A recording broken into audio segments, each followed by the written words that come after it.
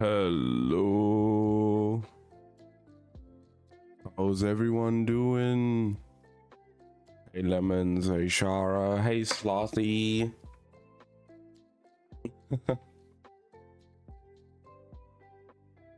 It is, I'm here. An hour earlier than usual because of the fucking daylight savings that I forgot was last night. Guess we're doing an hour earlier today. I thought it was like this night into Monday, but apparently it was last night into today. But hate it here now. But here we are, I guess. Saturday into Sunday. Yeah, I forgot. I barely pay attention to that kind of stuff. But at least I think it is. It's from lowering, not hiring. Oh, damn. And the thing is, Lemons, if you do too much damage, if it is like the Vestports and stuff, they just break. But I think there's a skill to prevent that called Entomologist.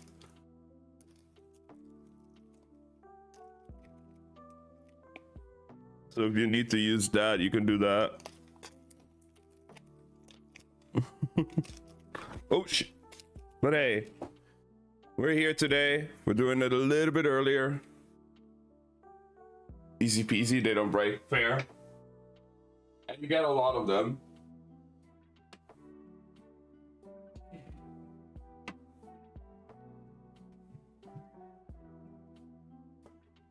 We got the book here ready for today. But yeah, so hopefully by next week, I will also have my capture card and we can actually do something else after the reading. Because right now, if I would do PlayStation Remote Play, I just have a black screen. I cannot play through Remote Play on PC right now. And also, if I have the capture card, that means no input delay. I can actually play games normally. So there's that.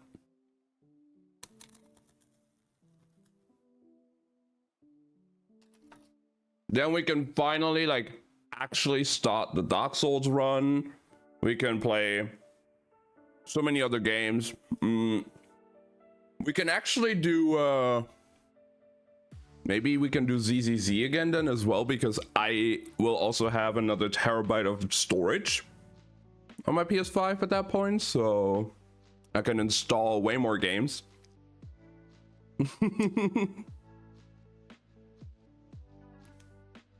But yeah, supposedly it's it should arrive around Saturday next week. It could come in earlier, it could come in later, who the fuck knows. But whenever it comes in, immediately installing all of that and getting it all tested. Hopefully everything will work. We all know tech always works first try, right guys? Right?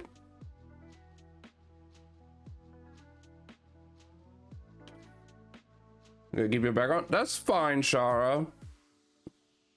Good luck with your homework. I'll just be the background noise with the book.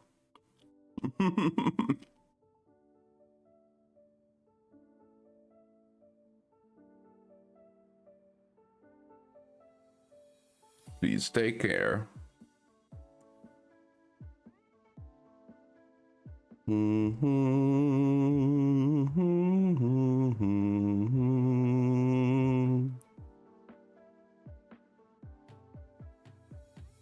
Man, we all know tech always works first try, obviously, right?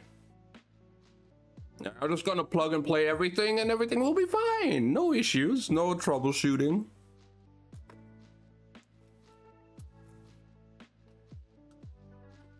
Not like my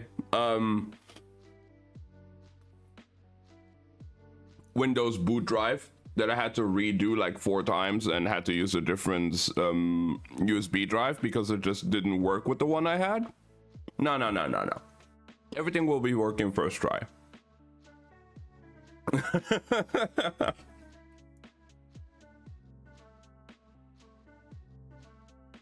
Only amateurs need to troubleshoot. Right. Oh yeah, Lemons. I was testing out some things again with Inverbis Virtus. I was just like loading up the save, checking a few things, and I had the most bizarre visual bug I've ever seen in a game. If I loaded the game too fast, like I'm in the main menu and I load the game, I would have assets from the main menu animation screen in the background just froze on top of my screen. There's like it starts off with like a camera pan of like a weird green eye relic. And if I pan the camera if I start the game too quick, I just have a big giant like green eye on my screen that I cannot get rid of.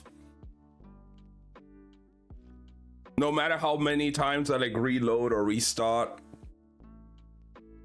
If it happened, I might be playing some Inverbis Virtus after the book today because I mean I could just play from the PC. But if that happens, I have to start a new game, and once I have control in the new game, load my save file. That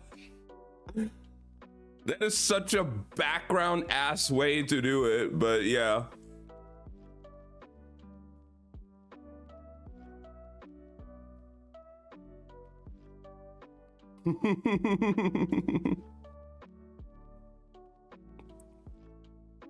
It's crazy.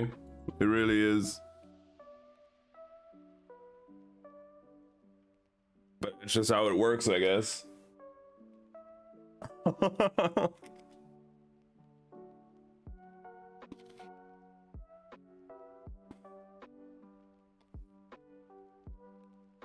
The game itself is really, really fun though, still. And I figured out what we have to do actually. I did the puzzle. I didn't save it, but I know what to do now with that fireball area.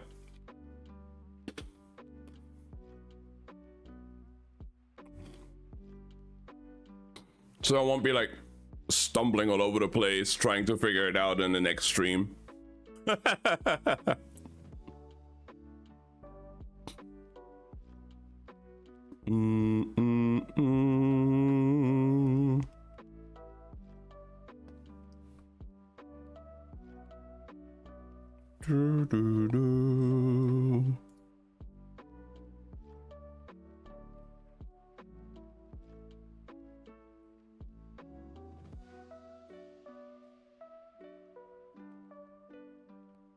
Okay.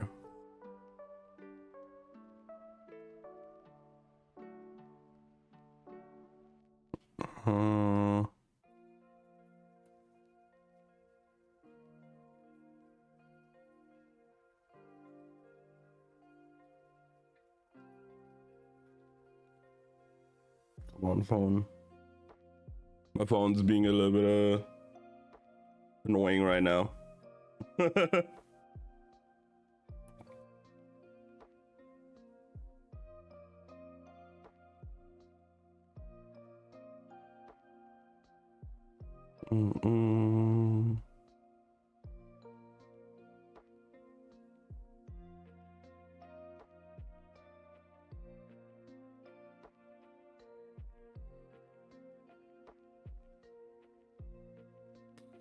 All right.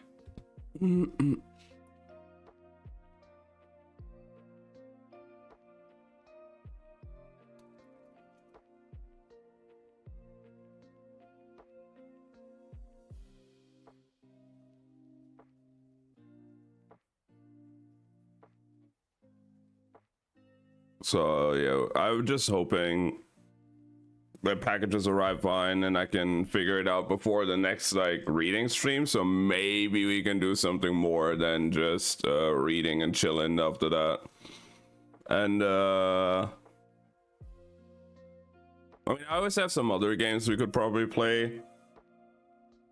Like I said, we can do Inverbis Virtus today. We could do I don't know, Lethal or Repo. I tried out Repo yesterday for the first time. That was also cool.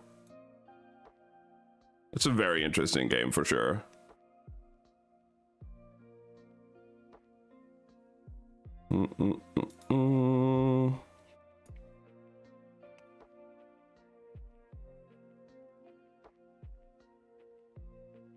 But I think we can start out with the book a bit earlier today as well. Maybe we can read a little bit longer then. I feel like 2 more streams and we're done with the book, unless I go like really crazy today and finish the book.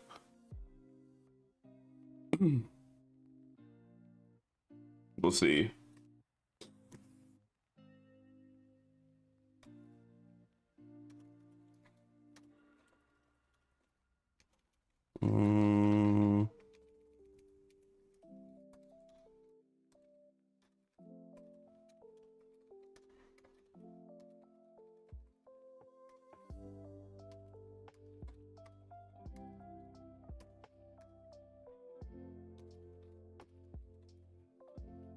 Okay. Let's see. So we're actually starting off with a completely new part now. Part 5. Kings and Queens. And we're starting off with Jesper's perspective. Okay.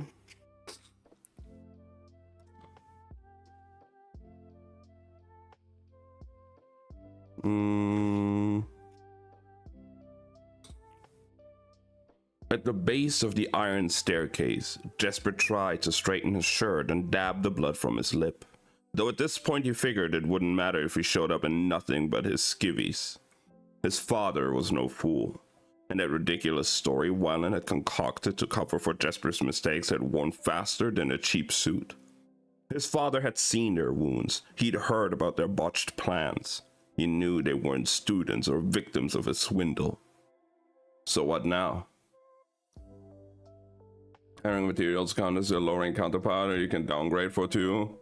I think they had something similar to that in World at some point. I'm not sure. Close your eyes and hope the firing squad has a good aim, he thought bleakly. Jesper. He whirled. Inej was right behind him. He hadn't heard her approach, but that was no surprise. Have you told Inej you're the reason she almost died at the end of Omen's knife? Well, Jesper figured he'd be doing a lot of apologizing this morning. Best get to it. Inej, I'm sorry. I didn't come looking for an apology, Jesper. You have a weak spot. We all have weak spots. What's yours? The company I keep, she said with a slight smile. You don't even know what I did. Then tell me. Jesper looked down at his shoes. They were miserably scuffed. I was in deep with Pekka Rollins for a lot of Kruger. His goons were putting the pressure on, so I told them I was leaving town. But that I was about to come into a big score. I didn't say anything about the ice court, I swear. But it was enough for Rollins to put the puzzle together and prepare an ambush, she sighed. And Kaz has been punishing you for it ever since. Jesper shrugged. Maybe I deserve it. Do you know the Su Li have no words to say, I'm sorry? What do you say when you step on someone's foot? I don't step on people's feet. You know what I mean. We say nothing. We know the slight was not deliberate. We live in tight quarters, traveling together. There's no time to constantly be apologizing for existing. But when someone does wrong, when we make mistakes, we don't say we're sorry. We promise to make amends. I will. Mati and Chevalier Lu. What the fuck? Okay. This action will have no echo. It means we won't repeat the same mistakes, that we won't continue to do harm. I'm not going to get you stabbed again, I got stabbed because let my guard down. You betrayed your crew. I didn't mean. It'd be better if you had meant to betray us, Jesper. Jesper, I don't want an apology. Not until you promise that you won't keep making the same mistake. Jesper rocked lightly on his heels. I don't know how to do that. There's a wound in you, and the tables, the dice, the cards, they feel like medicine.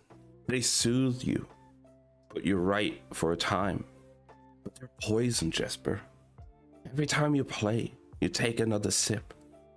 You have to find some other way to heal that part of yourself. She laid her hand on his chest. Stop treating your pain like it's something you imagined. If you see the wound is real, then you can heal it. A wound. He opened his mouth to deny it, but something stopped him. For all his trouble at the tables and away from them, Jesper had always thought of himself as lucky. Happy, easygoing. The kind of guy people wanted around. But what if he'd been bluffing this whole time? Angry and frightened. That's what the Fjorden had called him. What had Matthias and Ines seen in Jesper that he didn't understand? I'll try. It was the most he could offer right now. He took her hand in his, pressed a kiss to her knuckles. It may take me a while before I can say those words. His lips tilted in a grin. And not just because I can't speak Zuli. I know, she said, but think on it. She glanced toward the sitting room. Just tell him the truth, Jesper. You'll both be glad to know where you stand. Every time I think about doing that, I feel like hurling myself out a window. He hesitated. You tell your parents the truth? Would you tell them everything you've done? Everything that happened? I don't know, Ines admitted, but I'd give anything to have the choice.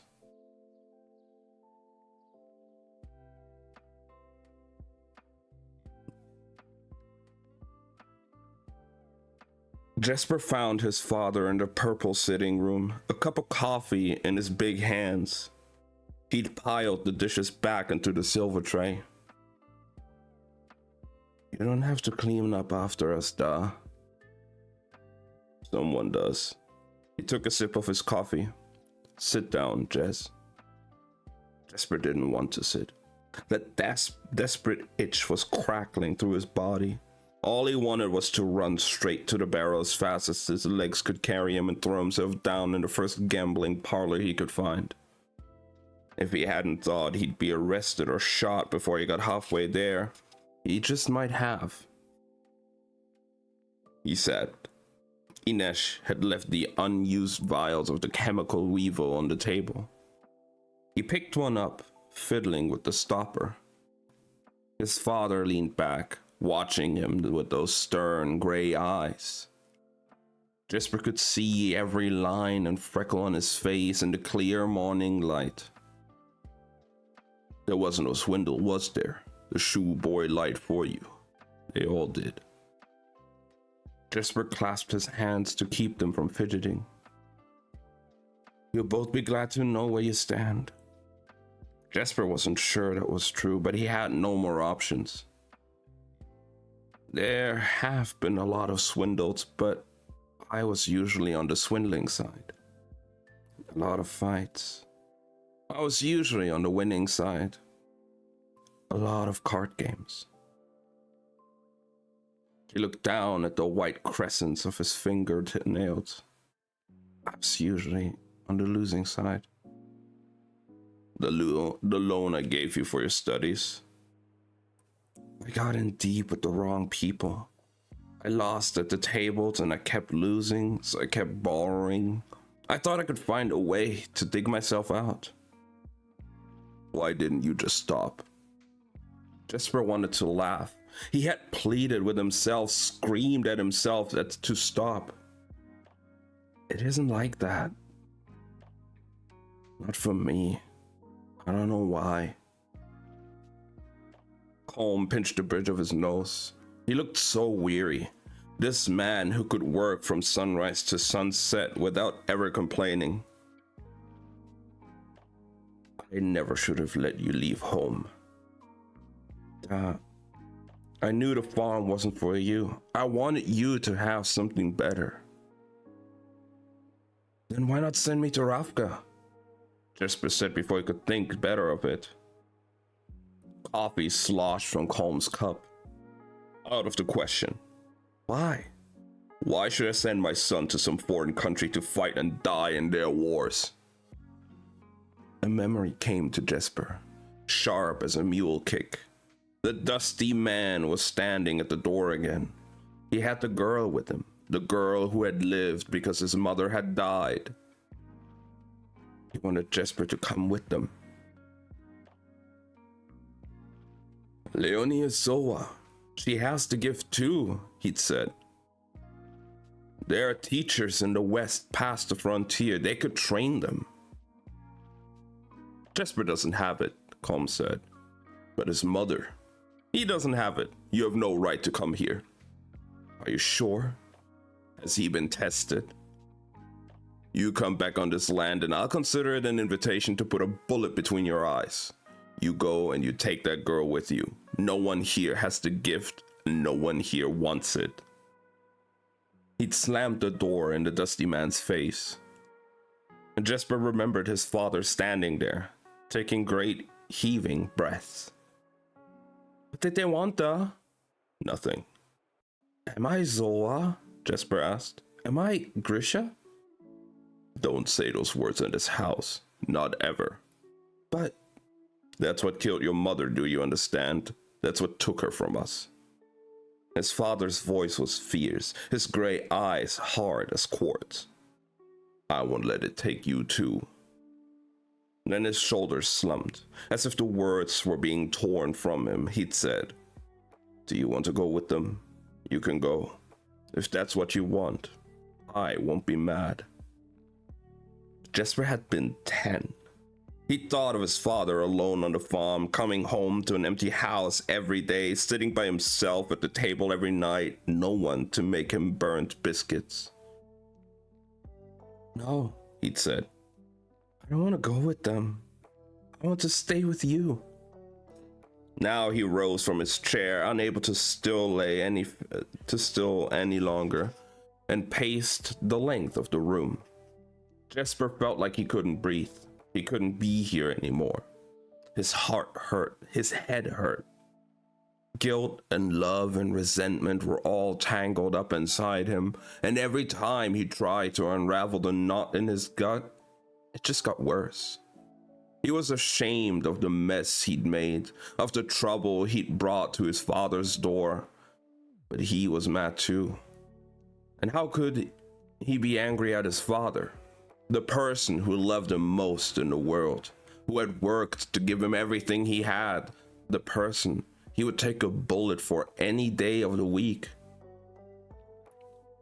This action will have no echo. I'll find a way to make amends, Da. I want to be a better person, a better son. I didn't raise you to be a gambler, Jesper. I certainly didn't raise you to be a criminal.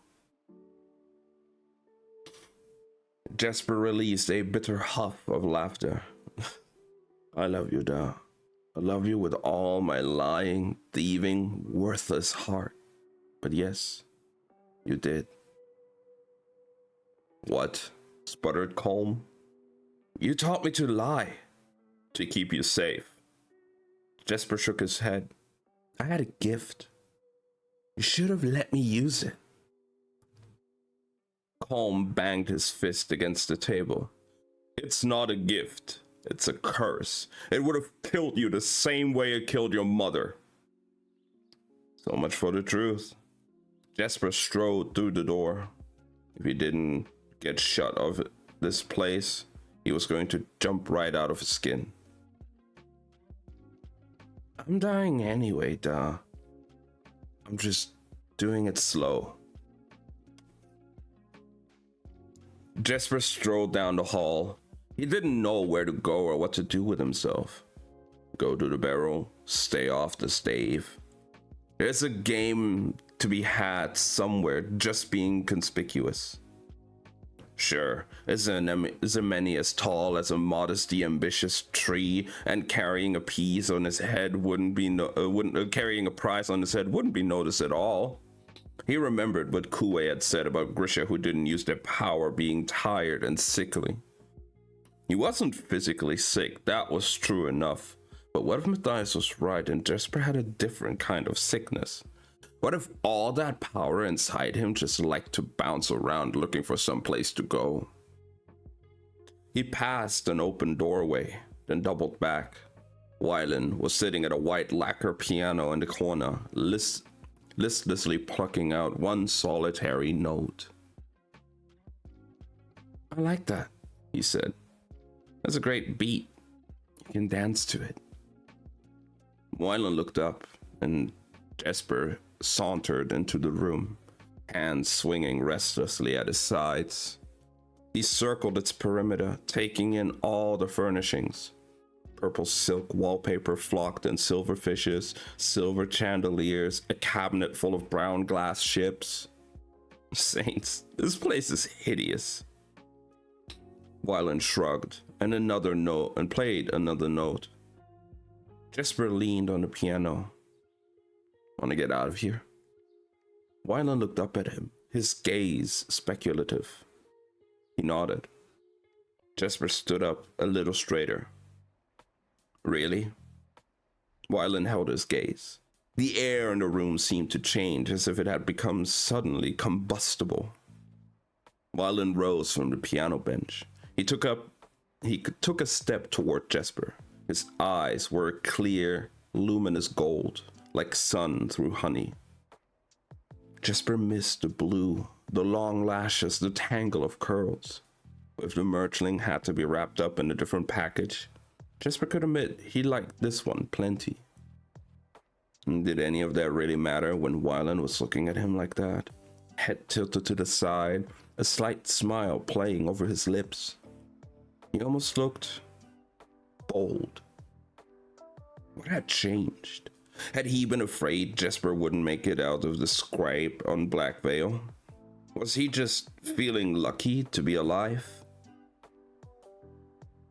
Jesper wasn't sure he cared. He'd wanted distraction, and here it was. Wylan's grin broadened, his brow lifted. If that wasn't an invitation. Well, hell, Jesper muttered. He closed the distance between them and took Wylan's face in his hands. He moved slowly, deliberately, kept the kiss quiet, the barest brush of his lips, giving Wylan a chance to pull away if he wanted to. But he didn't. He drew closer.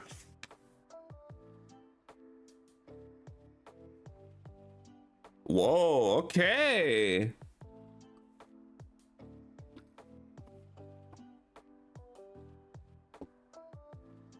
Jesper could feel the heat from Wylan's body against his.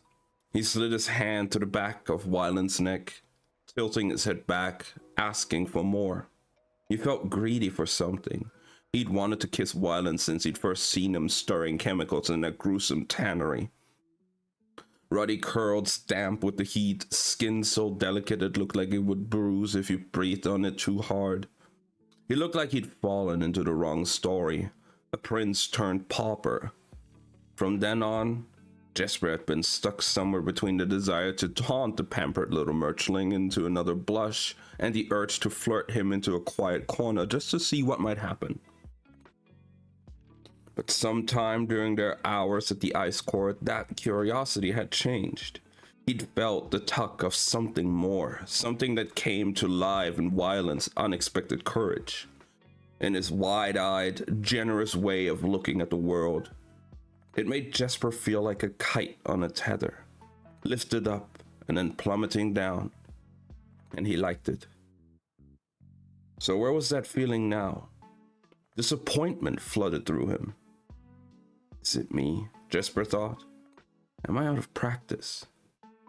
He pushed closer, letting the kiss deepen, seeking that rising, falling, reckless sensation, moving Wylan back against the piano. He heard the keys clank against one another, soft, discordant music. Appropriate, he thought.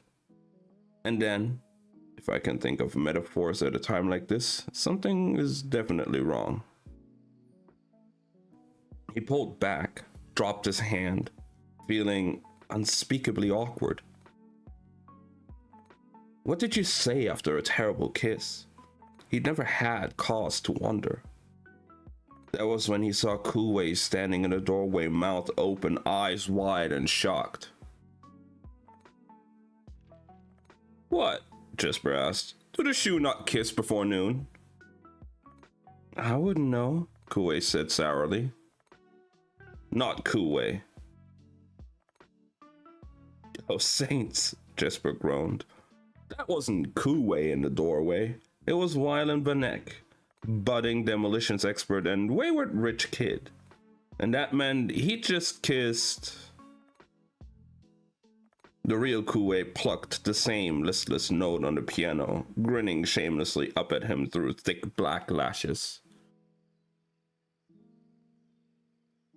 Jesper turned back to the door. Wylan, he began. Cass wants us in the sitting room. But Wylan was already gone. Jesper stared at the empty doorway. Could have made a mistake like... How could he have made a mistake like that? Wylan was taller than Kuwei. His face was narrower too. If Jesper hadn't been so riled up and jittery after the fight with Kaz and the argument with his father, he would never have confused them. And now, he'd ruined everything. Jesper jabbed an accusing finger at Kuwei. You should have said something. Kuwei shrugged.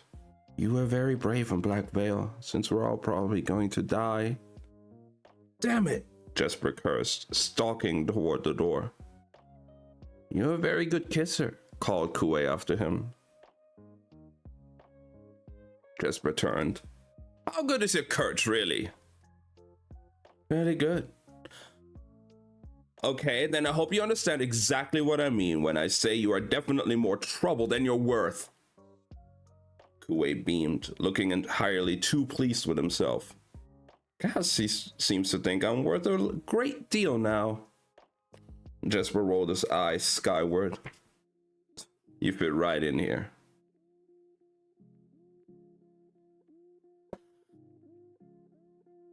And that's the end of that chapter. What the fuck? Hey Crystal, how are you doing? How's the trip?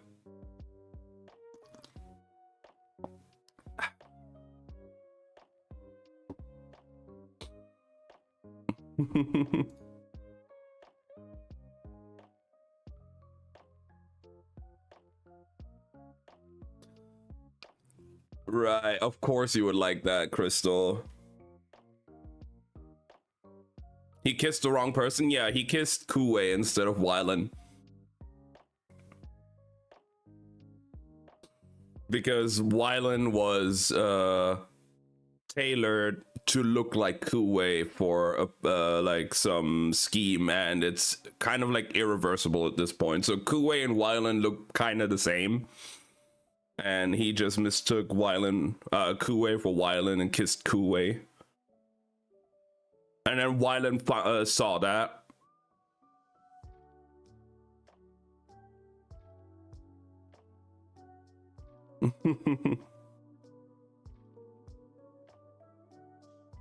I was about to say, I'm sure you wouldn't mind that happening to you as well, Crystal.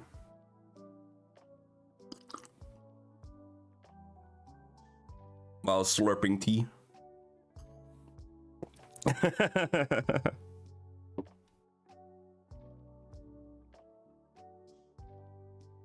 I guess so. We have a few couples going around because there's a Kaz and Inesh kind of like.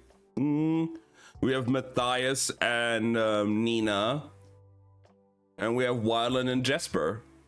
Wow, and I guess Kuwei somehow just got involved without really wanting to.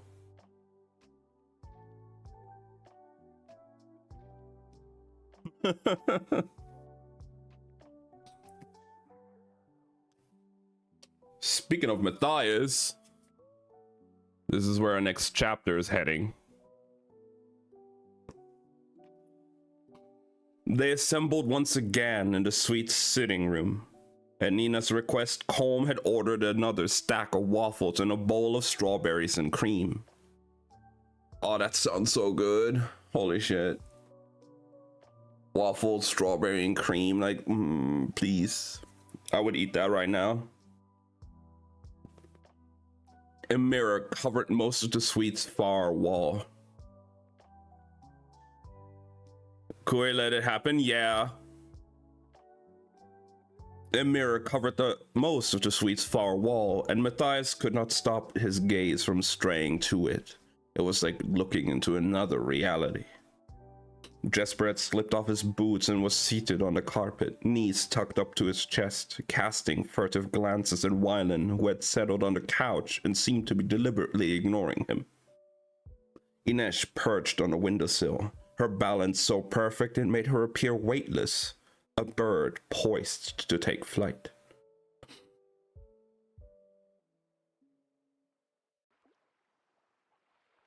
Kuwei had wedged himself into the crook of the settee, one of his notebooks open beside him, and Cass sat in a high-backed purple chair, his bad leg propped on the low table, cane leaning against his thigh. He'd somehow seen the torn sleeve of his shirt. Torn sleeve of his shirt. Nina was curled up next to Matthias on the couch, her head resting on his shoulder, her feet tucked beneath her. Aw, that's kind of cute. Fingers stained with strawberry juice. He felt strange sitting this way. In Fjorda, even a husband and his wife showed little affection in public. They held hands and might dance at a public ball. But he liked it. And though he could not quite relax, he couldn't bear the thought of her moving away from him. It was Colm's solid presence that transformed the image in the mirror. He had made the people in the reflection seem less dangerous, as if they weren't the team that had broken into the ice court and bested the Fjardan military with little more than their wits and nerve. Only a bunch of children worn out after a particularly brutal birthday party. All right, said Nina, licking strawberry juice from her fingers in a way that thoroughly defeated Matthias's ability to form a rational thought. When you say an auction, you don't actually mean... Kuwei's going to sell himself. Are you mad? I'd probably be happier if I was, said Cass. He rested one gloved hand on his cane. Any Kerch citizen and any free citizen who travels to Kerch has the right to sell his own indenture. It isn't just the law, it's trade, and there's nothing more holy in Kerch. Kuwei Yubo has the sacred right, as sanctioned by Gezen, god of industry and commerce, to submit his life to the will of the market. He can offer his service at auction. You want him to sell himself to the highest bidder, Inesh said incredulously. To our highest bidder. We're going to fix the outcome so Kuwei gets his fondest wish. Alive, sipping tea from a samovar in Ravka. My father will never allow it, said Wylan. Vanek will be powerless to stop it. The auction of an indenture is protected by the highest laws in the city, secular and religious. Once Kuwei declares his contract open, no one can stop the auction until bidding has closed. Nina was shaking her head. If we announce an auction, the Shu will know exactly where, when, and where to find him. This is not Rafka, said Kaz. This is Courage. Trade is sacred, protected by law. The Merchant Council are duty-bound to make sure an auction proceeds without interference.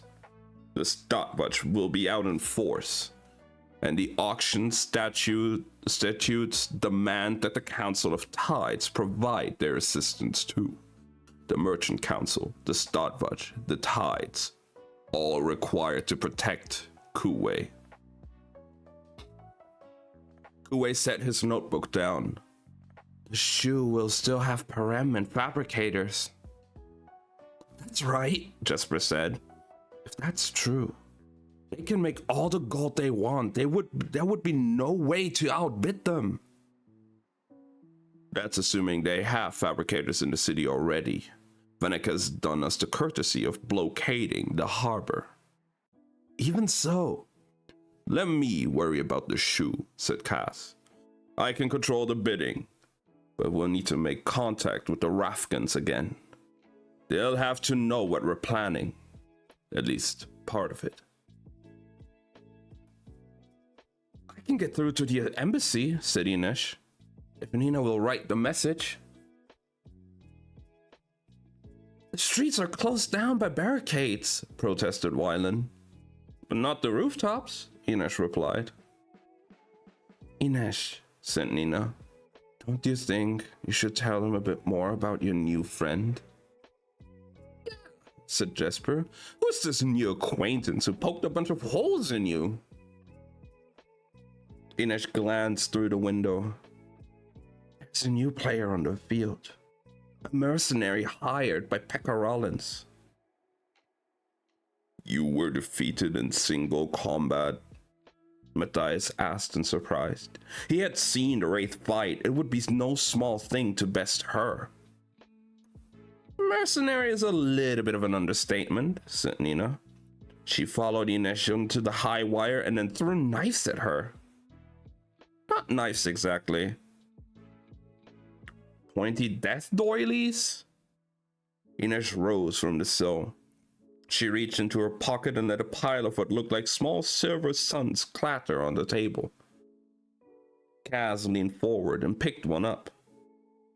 Who is she? Her name is Dunyasha, Inesh said. She called herself the White Blade and a variety of other things. She's very good. How good? Asked Kaz. Better than me. I've heard of her, said Matthias. Her name came up in an intelligence report that Drskella gathered on Rafka. Rafka? Inesh said. She said she was trained in Amrat Djen. She claims she hasn't lost off blood, and that's a contender for the Rafgan throne. And that she's a contender for the Rafgan throne. Nina released a hoot of laughter. Well, like Danger Yasha, right? You can't be serious. We considered backing her claim to undermine Nikolai Lantsov's regime. Smart, said Kaz. Evil, said Nina. Matthias cleared his throat. He's a new king, vulnerable. There are some questions regarding his own lineage, but the report suggested that Dunyasha is erratic, possibly delusional. We determined she was too unpredictable for such a venture. Pekka could have had her follow us from Black Veil last night, Inesh said. Do we know how Pekka found the hideout? Nina asked. One of his people must have spotted one of us, Kaz replied. That's all it would take. Matthias wondered if it was better they couldn't be sure who was responsible. That way, no one had to bear the guilt of the blame. Dunyasha had the advantage of surprise, said Inesh. If the hotel is still uncompromised, I can get to the embassy and back unseen. Good, said Kaz, but the answer didn't come as quickly as Matthias might have expected. He fears for her, Matthias thought, and he does not like it. For once, he could sympathize with the Demyan. There's another problem, said Nina. Matthias, cover your ears. No. Fine, I'll just have to ensure your loyalty later. She whispered in his ear. There's a very large bathtub of the master bedroom. Nina. That's just an observation. Nina plucked the remnants of a waffle from the tray and said, Ravka can't win the auction. We're broke. Oh, said Matthias. I knew that. You did not. You think Fjorda isn't aware that Ravka coffers are empty? Nina scowled. You could have at least pretended to be surprised. Ravka's financial woes are no secret.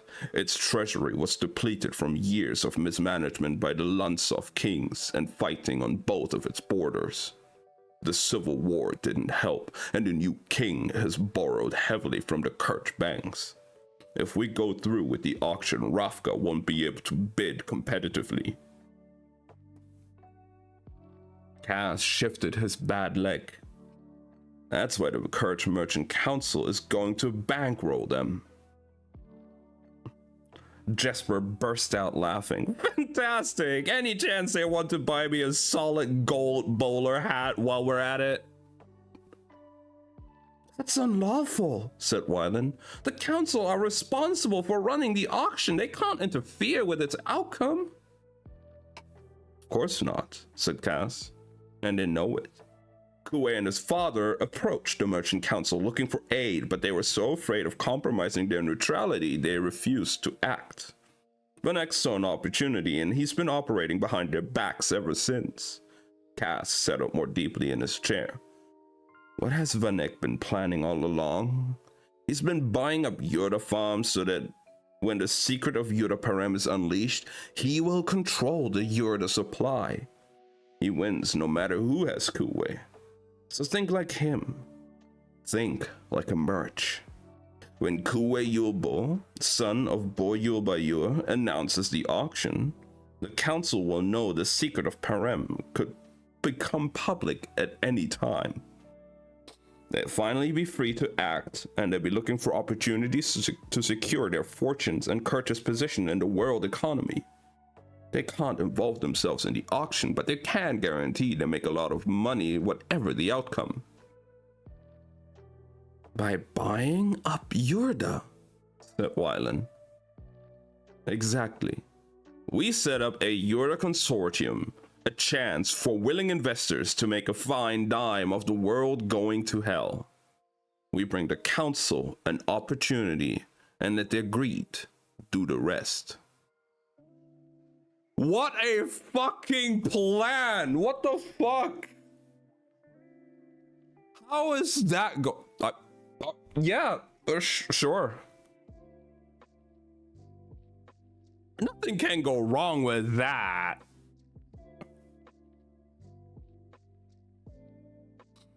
Wylan nodded, his face growing eager.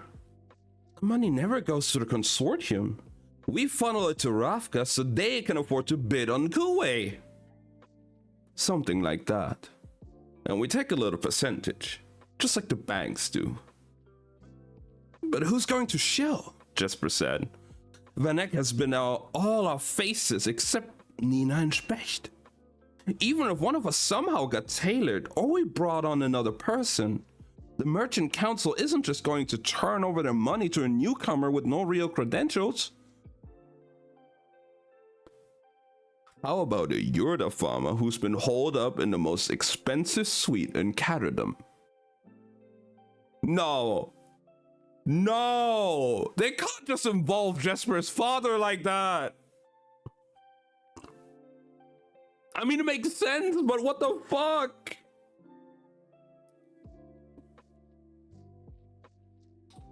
Colm Fahy looked up from his coffee.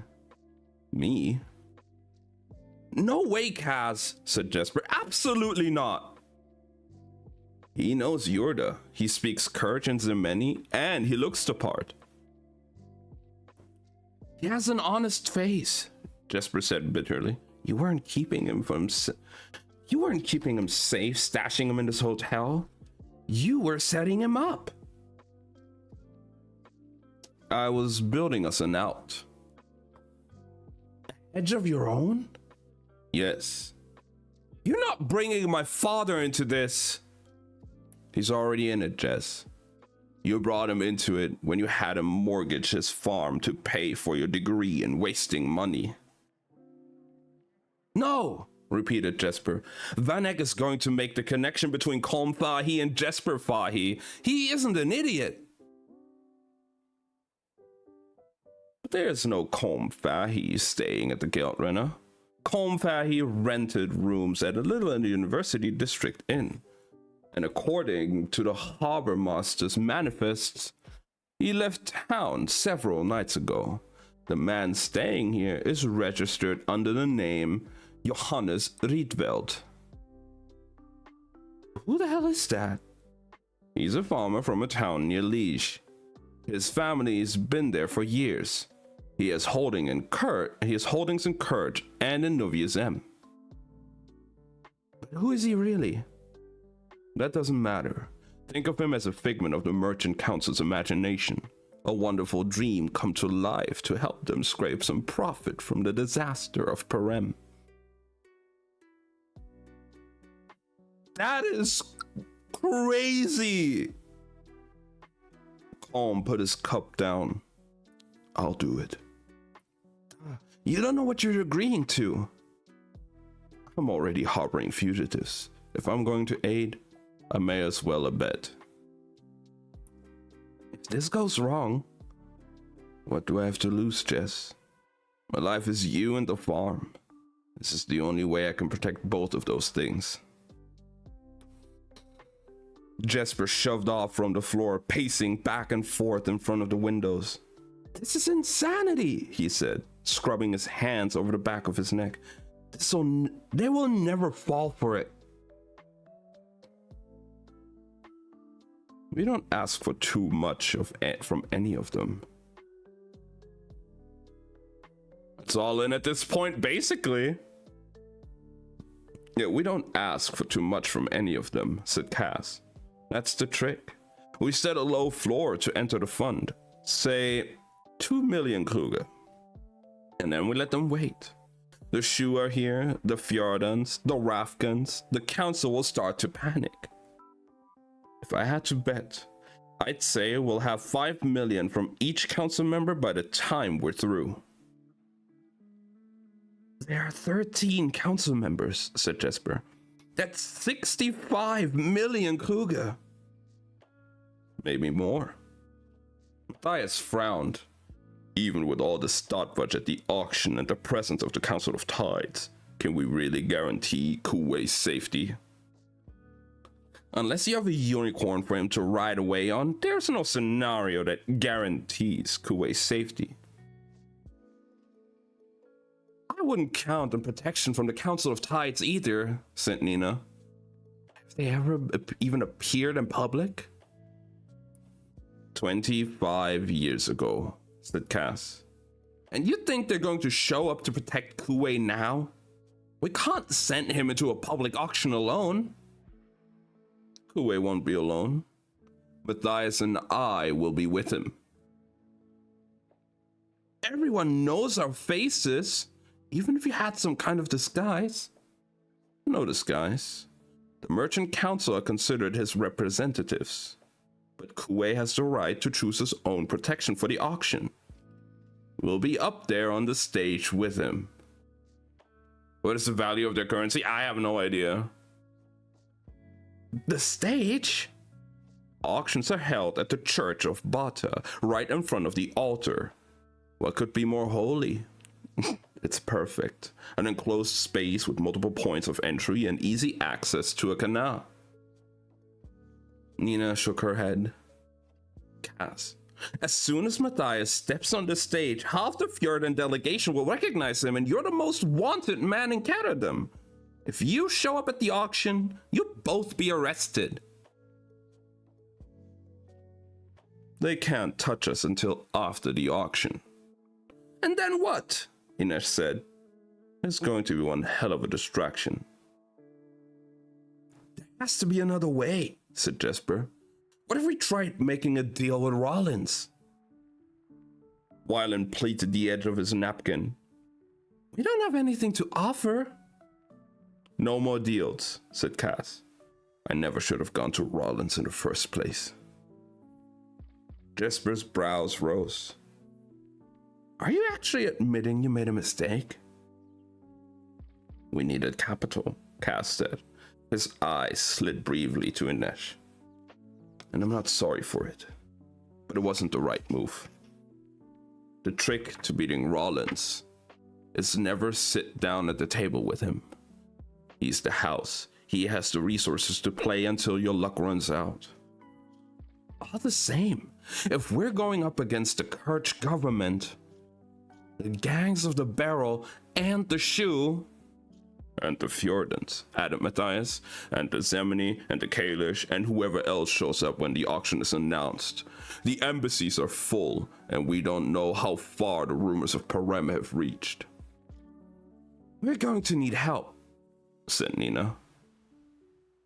I know, said Cass, straightening his sleeves. That's why I'm going to the Slat. Jesper stopped moving. Inesh shook her head. They all stared. What are you talking about? Said Nina. There's a price on your head. Everyone in the Barrel knows it.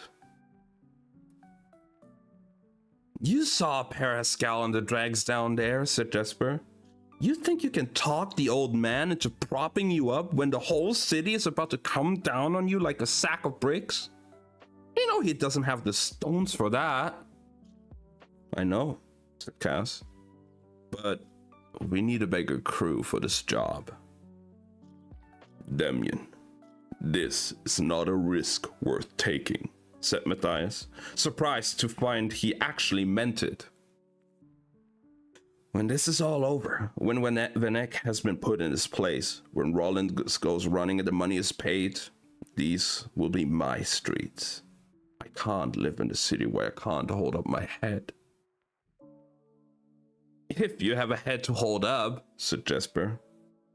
I've taken knives, bullets, and too many punches to count, all for a little piece of this town, said Cass. This is the city I bled for, and if Caradum has taught me anything, it's that you can always bleed a little more.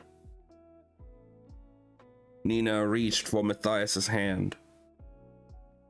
The Grisha are still stuck at the embassy, Cass. I know you don't give a damn, but we have to get them out of the city. And Jesper's father, all of us, no matter who wins the auction, Vanek and Pekka Rollins aren't going to just pack up and go home. Neither will a shoe.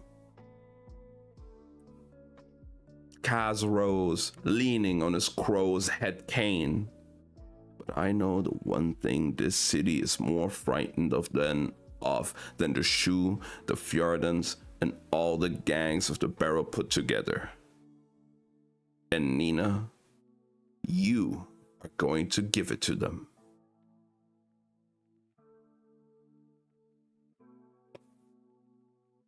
That's the end of that chapter 25.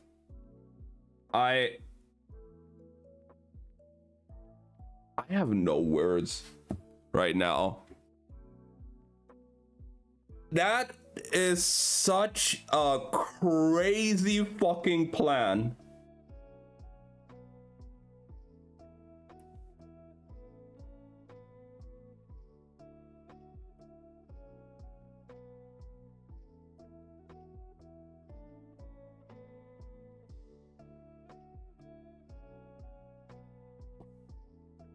Holy fuck.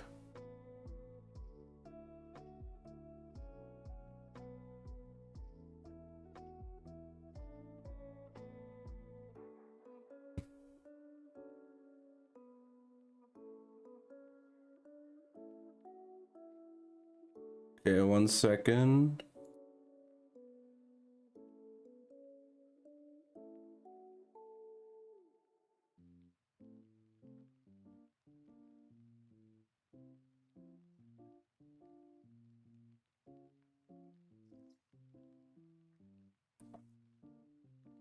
I'll be right back.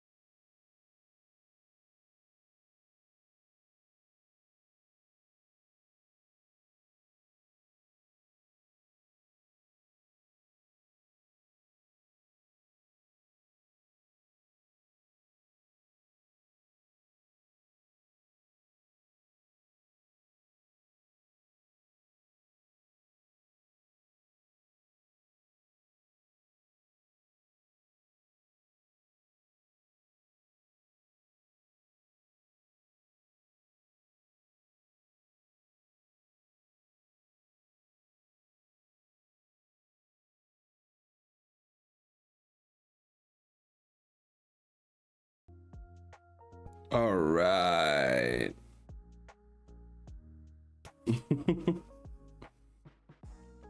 Oh, my tea's empty. Damn. I'll be right back again real quick. uh...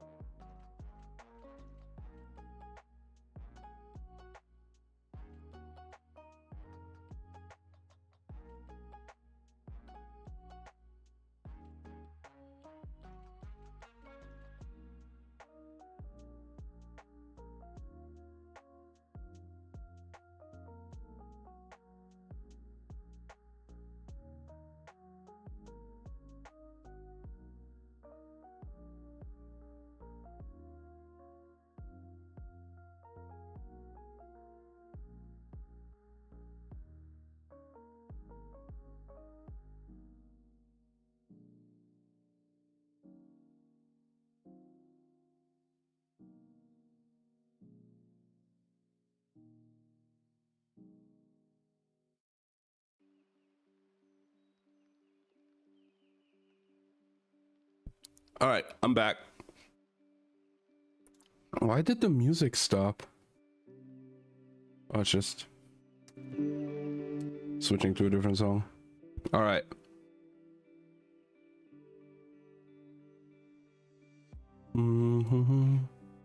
Glad to hear you're feeling better, Slothy. I'm freaking the fuck out because this book is fucking ridiculous. Their plan is crazy.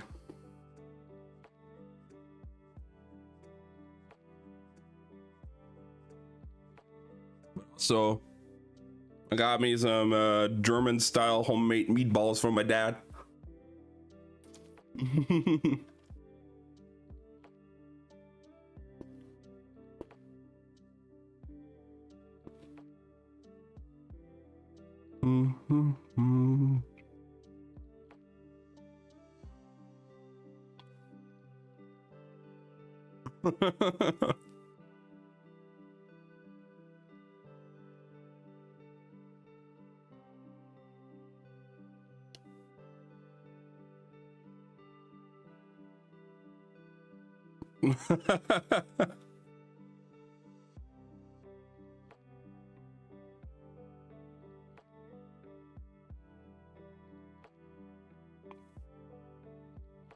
I mean, there's still more here, Slothy, if you want some.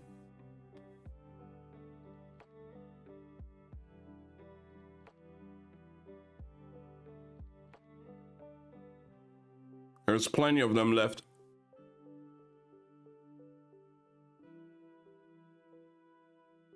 Just come on over and you can have those balls.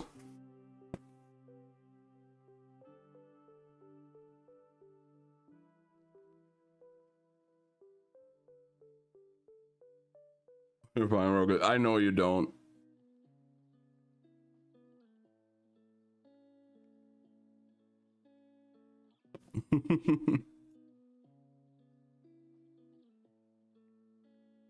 Choked on water. Damn. Why just water?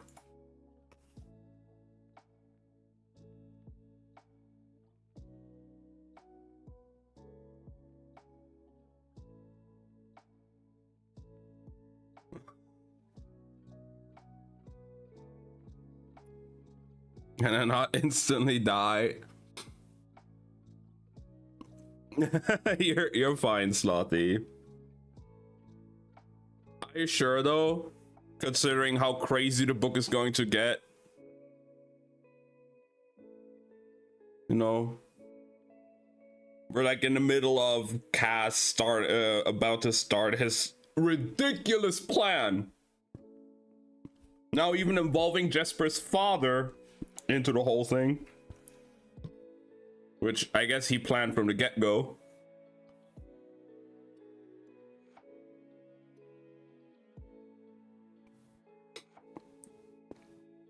Like, this is fucking crazy.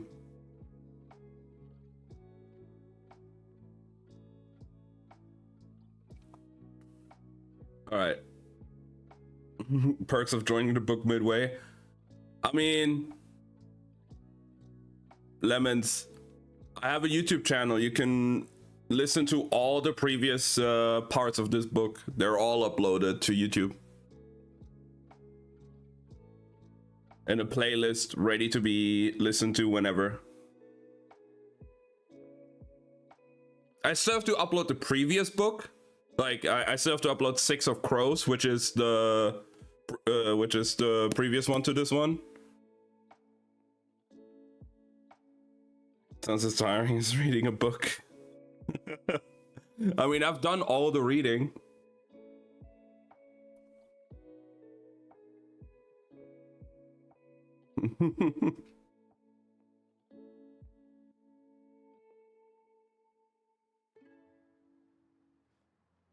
Yeah, exactly. Use this like background noise.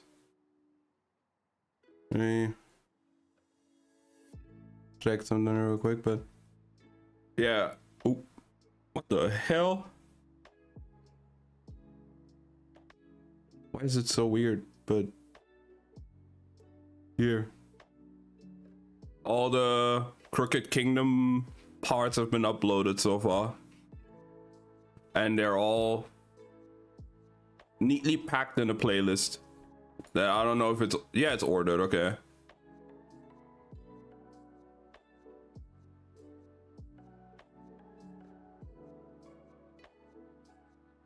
And then I only uploaded The Ocean at the End of the Lane, the first book we ever read. So I still need to upload 5 more books, I think. 5 full books. Goddamn.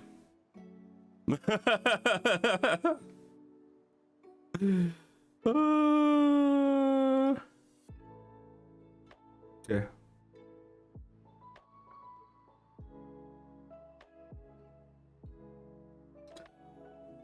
Let's continue onward then with chapter 26. Every time we get Cass's perspective, shit is going to happen. I feel like that's just like a given at this point, so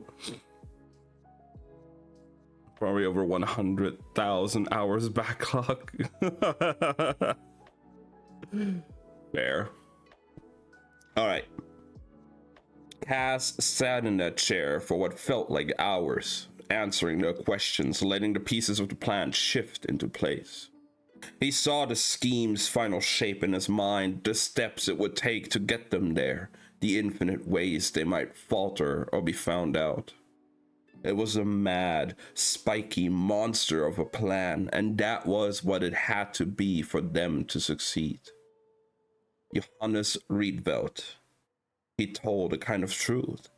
Johannes Rietveld had never existed. Cass had used Jordy's middle name and their shared family name to create the farmer's identity years ago. He wasn't certain why he'd purchased the farm where he'd grown up, or why he'd continued to make trades and acquire property under the Rietveld name. Was Johannes Rietveld meant to be his Jakob Hertzun, a respectable identity like the one Pekka Rollins had crafted to better dupe gullible pigeons? Wait, what? Nah. Or had it been some way of resurrecting the family he'd lost? Did it even matter? Johannes Rietveld existed on paper and in bank records, and Colm Fahey was perfect to play the role. When the meeting finally broke apart, the coffee had gone cold and it was nearly noon. Despite the bright light streaming through the windows, they would all try to get a few hours of rest. He could not. We don't stop. Kaz's whole body ached with exhaustion. His leg had ceased throbbing and now it just radiated pain. He knew how damnably stupid he was being, how unlikely it was that he'd return from the slat. Kaz had spent his life in a series of dodges and feints. Why come at a problem straight on when you can find some other way to approach? There was always an angle, and he was an expert at finding it. Now he was about to go stomping ahead like an ox yoked to a plow. Odds were good. He's end up beaten, bloodied, and dragged through the barrel straight to Pekka Rollins's front door. But they'd landed in a trap. If they had to chew his paw off to get him out of it, then that was what he would do. First, he had to find Inej. She was in the suite's lavish white and gold bathroom, seated at a vanity table, cutting fresh bandages from the towels. He strode past her and removed his coat, tossing it into the sink beside the basin. I need your help plotting a route into the slot. I'm coming with you. You know I have to face them alone, he said. They'd be looking for any signs of weakness, Wraith. He turned his spigots, and after a few creaking groans, steaming water poured from the taps. Maybe when he was rolling in Kruger, he'd have running hot water installed in the slot. But I can't approach at street level. You shouldn't approach at all. He stripped off his gloves and dunked his hands in the water, then splashed it over his face, running his fingers through his hair. Talk me through the best route, or I'll find my own way there. He would have preferred to walk instead of climb. Hell, he'd have preferred to be driven there in a carriage and four. But if he tried to make it through the barrel on the streets, he'd be captured before he got anywhere near the slot. Besides, if he had any chance of making this work, he needed the high ground. He dug in his coat pockets and held up the tourist map of Catterdom he'd found in the suite's parlor. It didn't have as much detail as he would have liked, but their real maps of the city had been left on Black Veil. They laid the map beside the basin and bent to the task as Inej drew a line through the rooftops describing the best places to cross the canals. At one point, she tapped the map. This is way faster, but it's steeper. I'll take the long way, said Kaz. He wanted his mind on the fight ahead and avoiding notice, not on the chance he was going to tumble to his death. When he was satisfied he could follow the route from memory, he tucked the map away and took another paper from his pocket. It bore the pale green seal of the Gemensbank, and he handed it to her. What is this? She asked, her eyes scanning the page. It's not... She ran her fingertips over the words as if expecting them to vanish. My contract, she whispered. I don't want you beholden to Père Haskell or me. Another half-truth. His mind had been concocted 100 schemes to bind her to him, to keep her in the city. But she'd spent enough of her life caged by debts and obligations, and it would be better for them both when she was gone. How? She said. The money... It's done. He'd liquidated every asset he had, used the last of the savings he'd accrued, every ill-gotten cent. She pressed the envelope to her chest above her heart. I have no words to thank you for this. Surely the Su Li have 1,000 proverbs for such an occasion. Words have not been invented for such an occasion. If I end up on the gallows, you can say something nice over the corpse, he said. Wait until 6 bells. If I'm not back, try to get everyone out of the city. Kaz, there's a discolored brick in the wall behind the Crow Club. Behind it, you'll find 20,000 Kluge. It's not much, but it should be enough to bribe a few Stadtwatch grunts. He knew their chances would be slim, and that it was his fault. You have a better shot on your own. Even better if you left now. Inej narrowed her eyes. I'm going to pretend you didn't say that. These are my friends. I'm not going anywhere. Tell me about Dunyasha, he said. She was carrying quality blades. Inej took the shears from the table and the vanity and began cutting fresh strips of cloth from one of the towels. I think she may be my shadow. Pretty solid shadow if she can throw knives. The Suli believed that when we do wrong, we give life to our shadows. Every sin makes the shadow stronger until eventually the shadow is stronger than you. If that were true, my shadow would have put Catadum in permanent night. Maybe, said Inej, turning her dark gaze to his. Or maybe you are someone else's shadow. You mean Pekka? What happens if you make it from the slab? If the auction goes as planned and we managed his feat? Then you get your ship and your future. And you? I will wreak all the havoc I can until my luck runs out.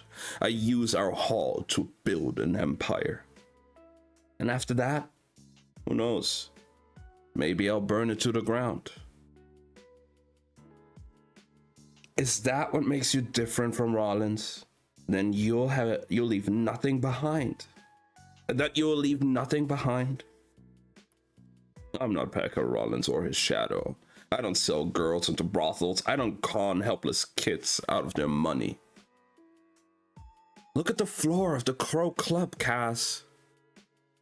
Her voice was gentle, patient. Why was it making him so set fire to something? Think of every racket and card game and theft you've run. Did all those men and women deserve what they got? Or what they had taken from them? Life isn't ever what we deserve, Inej. If it were. Did your brother get what he deserved? No. But the denial felt hollow. Why had he called Jesper by Geordie's name? When he looked into the past, he saw his brother through his eyes of the boy he'd been. Brave, brilliant, invaluable, a knight bested by a dragon dressed like a merch. But how would he see Geordie now? As a mark? Another dumb pigeon looking for a shortcut? He leaned his hands on the edge of the sink. He wasn't angry anymore. He just felt weary. You were fools. You were children.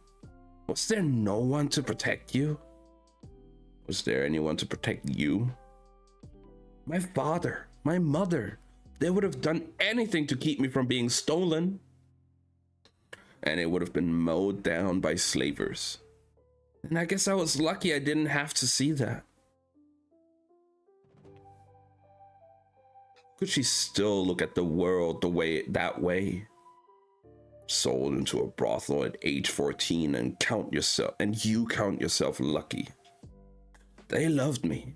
They love me. I believe that. He saw her draw closer in the mirror. Her black hair was an ink splash against the white tile walls. She paused behind him. You protected me, Cass. The fact that you're bleeding through your bandages tells me otherwise. She glanced down. A red blossom of blood had spread on the bandages tied around her shoulder. She tugged awkwardly at the strip of towel. I need Nina to fix this one. He didn't mean to say it. He meant to let her go. I can help you. Her gaze snapped to his in the mirror, wary as if gauging an opponent. I can help you. They were the first words she'd spoken to him, standing in the parlor of the menagerie, draped in purple silk, eyes lined in kohl. She had helped him, and she'd nearly destroyed him. Maybe he should have let her finish the job. Kaz could hear the drip of the faucet, water striking the basin in an uneven rhythm. He wasn't sure what he wanted her to say. Tell her to get out, a voice inside him demanded. Beg her to stay. But Inej said nothing. Instead, she gathered the bandages and shears from the vanity and placed them beside the basin. Then, she flattened her palms on the counter and effortlessly levered herself up so that she was seated on it. They were eye to eye now. He took a step closer and then just stood there, unable to move. He could not do this. The distance between them felt like nothing. It felt like miles. She reached for the shears, graceful as always, a girl underwater, and offered them to him handle first. They were cool in his hand, the metal unpliable and reassuring. He stepped into the space framed by her knees. Where do we start? She asked. The steam from the basin had curled the wisps of hair that framed her face. Was he going to do this? He nodded to her right forearm, not trusting himself to speak.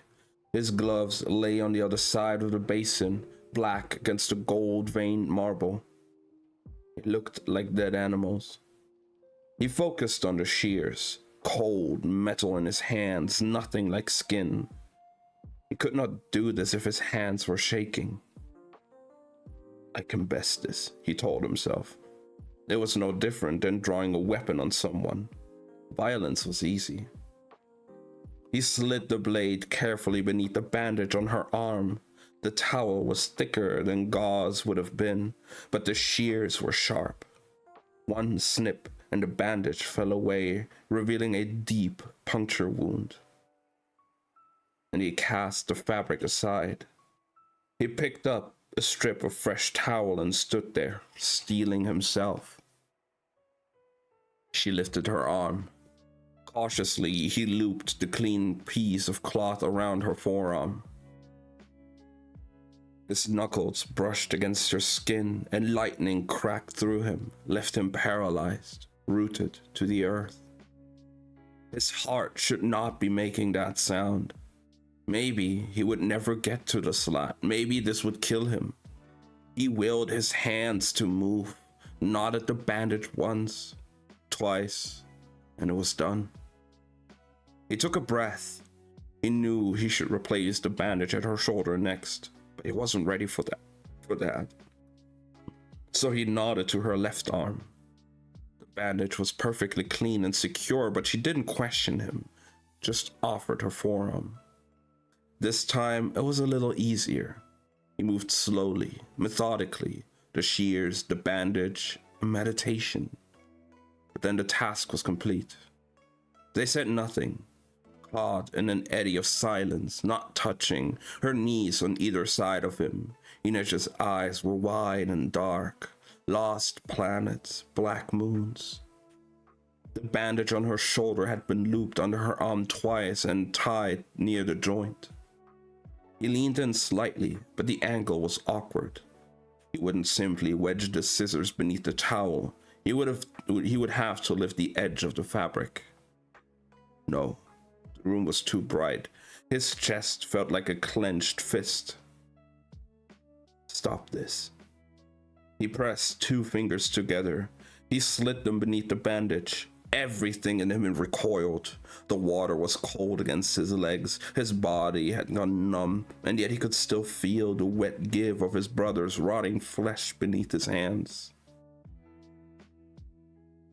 It's shame that it eats men whole.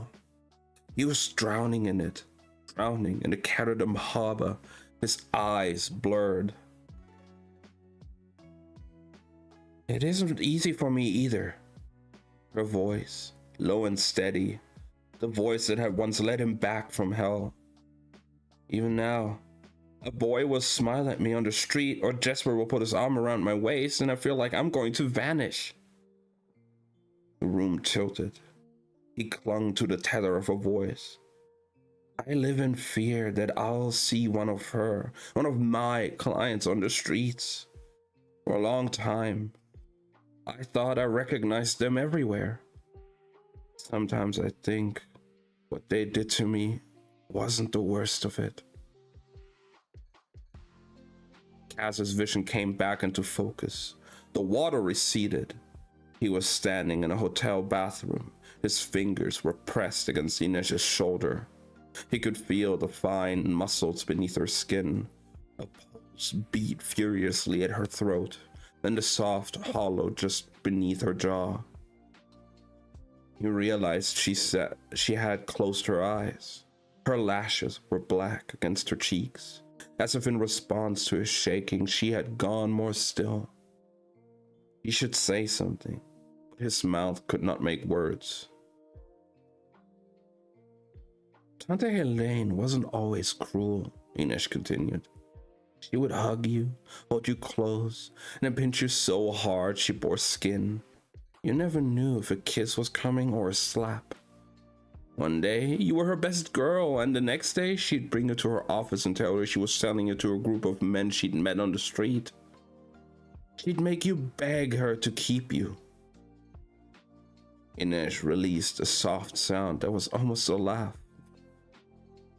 The first time Nina hugged me, I flinched. Her eyes opened, and she met his gaze. He could hear the drip of the faucet, see the curl of her braid over her shoulder where it had slipped free of its coil. Go on, she said quietly, as if she was asking him to continue his story.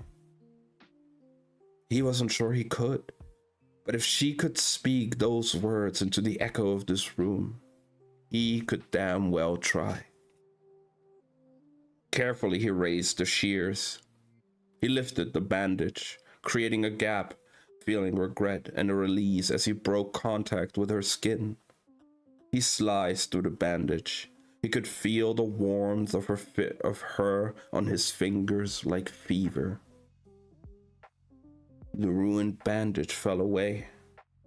He took up another long strip of towel in his right hand.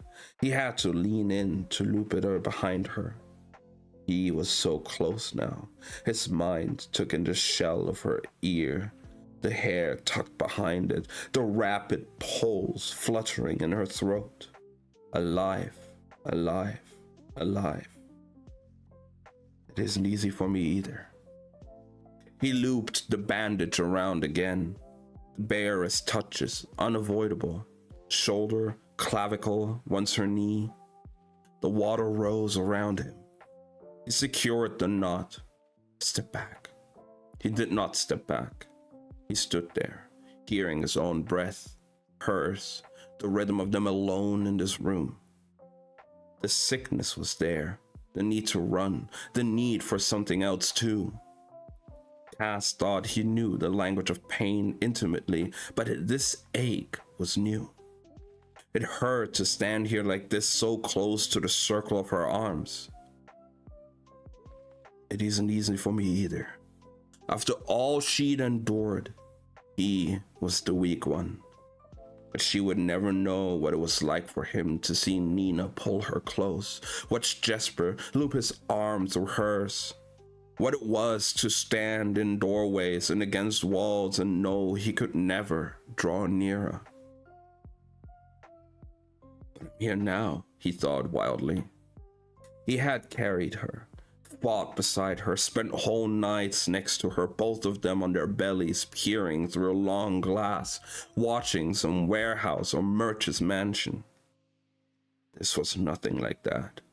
He was sick and frightened, his body slick with sweat. But he was here. He watched that pulse, the evidence of her heart, matching his own beat for anxious beat. He saw the damp curve of her neck, the gleam of her brown skin. He wanted.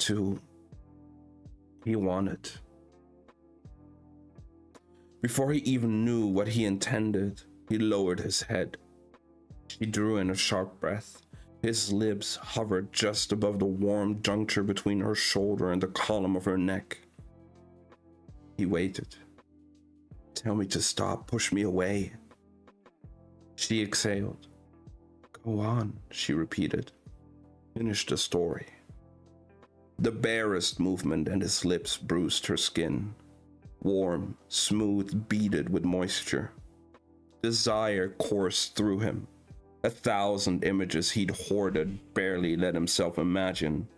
The fall of her dark hair freed from its braid, his hand fitted to the lithe curve of her waist. Her lips parted, whispering his name. Wow. All of it there, and then gone. He was drowning in the harbor. Her limbs were corpses' limbs. Her eyes were dead and staring. Disgust and longing roiled in his gut. He lurched backward, and pain shot through his bad leg.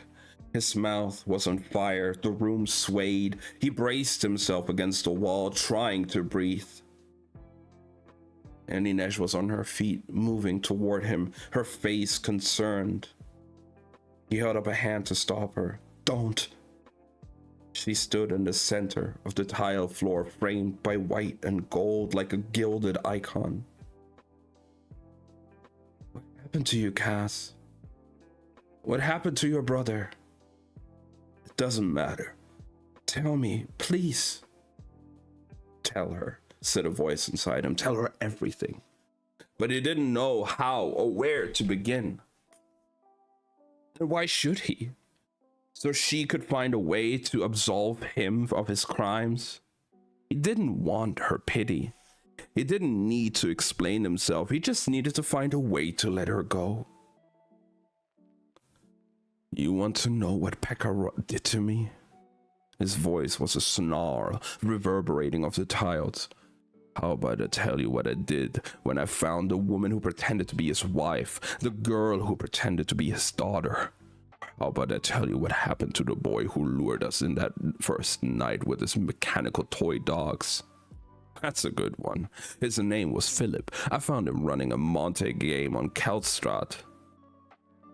I tortured him for 2 days and left him bleeding in an alley, the key to a winding dog shoved down his throat. Cass saw Inej flinch. He ignored the sting in his heart. That's right, he went on. The clerks at the bank who turned over our information, the fake attorney, the man who gave me free hot chocolate at Hertsoon's fake office. I destroyed them all, one by one, brick by brick. And Rollins will be the last. These things don't wash away with prayer, Wraith. There is no peace waiting for me, no forgiveness, not in this life, not in the next. Holy shit! He definitely needs some fucking therapy, bro. Inej shook her head. How could she still look at him with kindness in her eyes? You don't ask for forgiveness, Cass. You earn it. Is that what you intend to do by hunting slavers? By hunting slavers? By rooting out the merchants and barrel bosses who profit off of them? By helping something more than just the next Pekka Rollins? By being something more than just the next Pekka Rollins? It was impossible. There was nothing more. He could see the truth, even if she couldn't. Inej was stronger than he could ever be. She'd kept her faith, her goodness, even when the world tried to take it from her with greedy hands. His eyes scanned her face, as they always had, closely, hungrily, snatching at the details of her like the thief he was. The even set of her dark brows, the rich brown of her eyes, the upward tilt of her lips. He didn't deserve peace, and he didn't deserve forgiveness. But he was going to die today. But if he was going to die today, maybe the one thing he'd earned was the memory of her. Brighter than anything he would have ever had the right to. take with him to the other side. Kaz strode past Inesh, took his discarded gloves from the sink, and pulled them on. He shrugged into his coat, straightened his tie in the mirror, tucked his cane under his arm. He might as well go to meet his death in style. When he turned back to her, he was ready. Whatever happens to me, survive the city. Get your ship, have your vengeance. Carve your name into their bones. But survive this mess I've gotten us into. Don't do this, Inesh said. If I don't, it's all over. There's no way out. There's no reward. There's nothing left. Nothing, she repeated. Look for Dunyasha's tails. What? A fighter always has a tail, a tell. A sign of an old injury, a dropped shoulder when they're about to throw a punch. Do I have a tell? You square your shoulders before you start a move as if you're about to perform, like you're waiting for the audience's attention. She looked slightly affronted at that. What's yours? Cass thought of the moment on Belgaluk they had nearly cost him everything. I'm a cripple. That's my tell. No one's ever smart enough to look for the others. Don't go to the slat, Cass. Let us find another way. Step aside, Wraith. Cass, if you ever cared about me at all, don't follow. He pushed her and strode from the room. He couldn't think of what might be of what there was to lose. And Inesh was wrong about one thing. He knew exactly what he intended to leave behind when he was gone. Damage.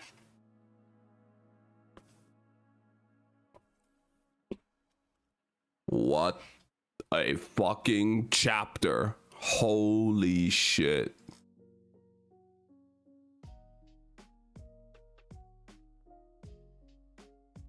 That was insane.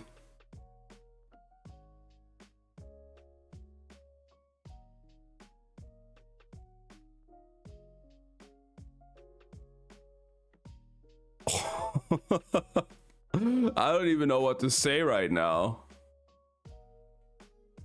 Holy shit.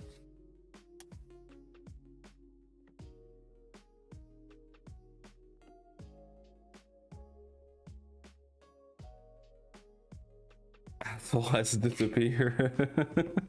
Damn. Fucking hell, man.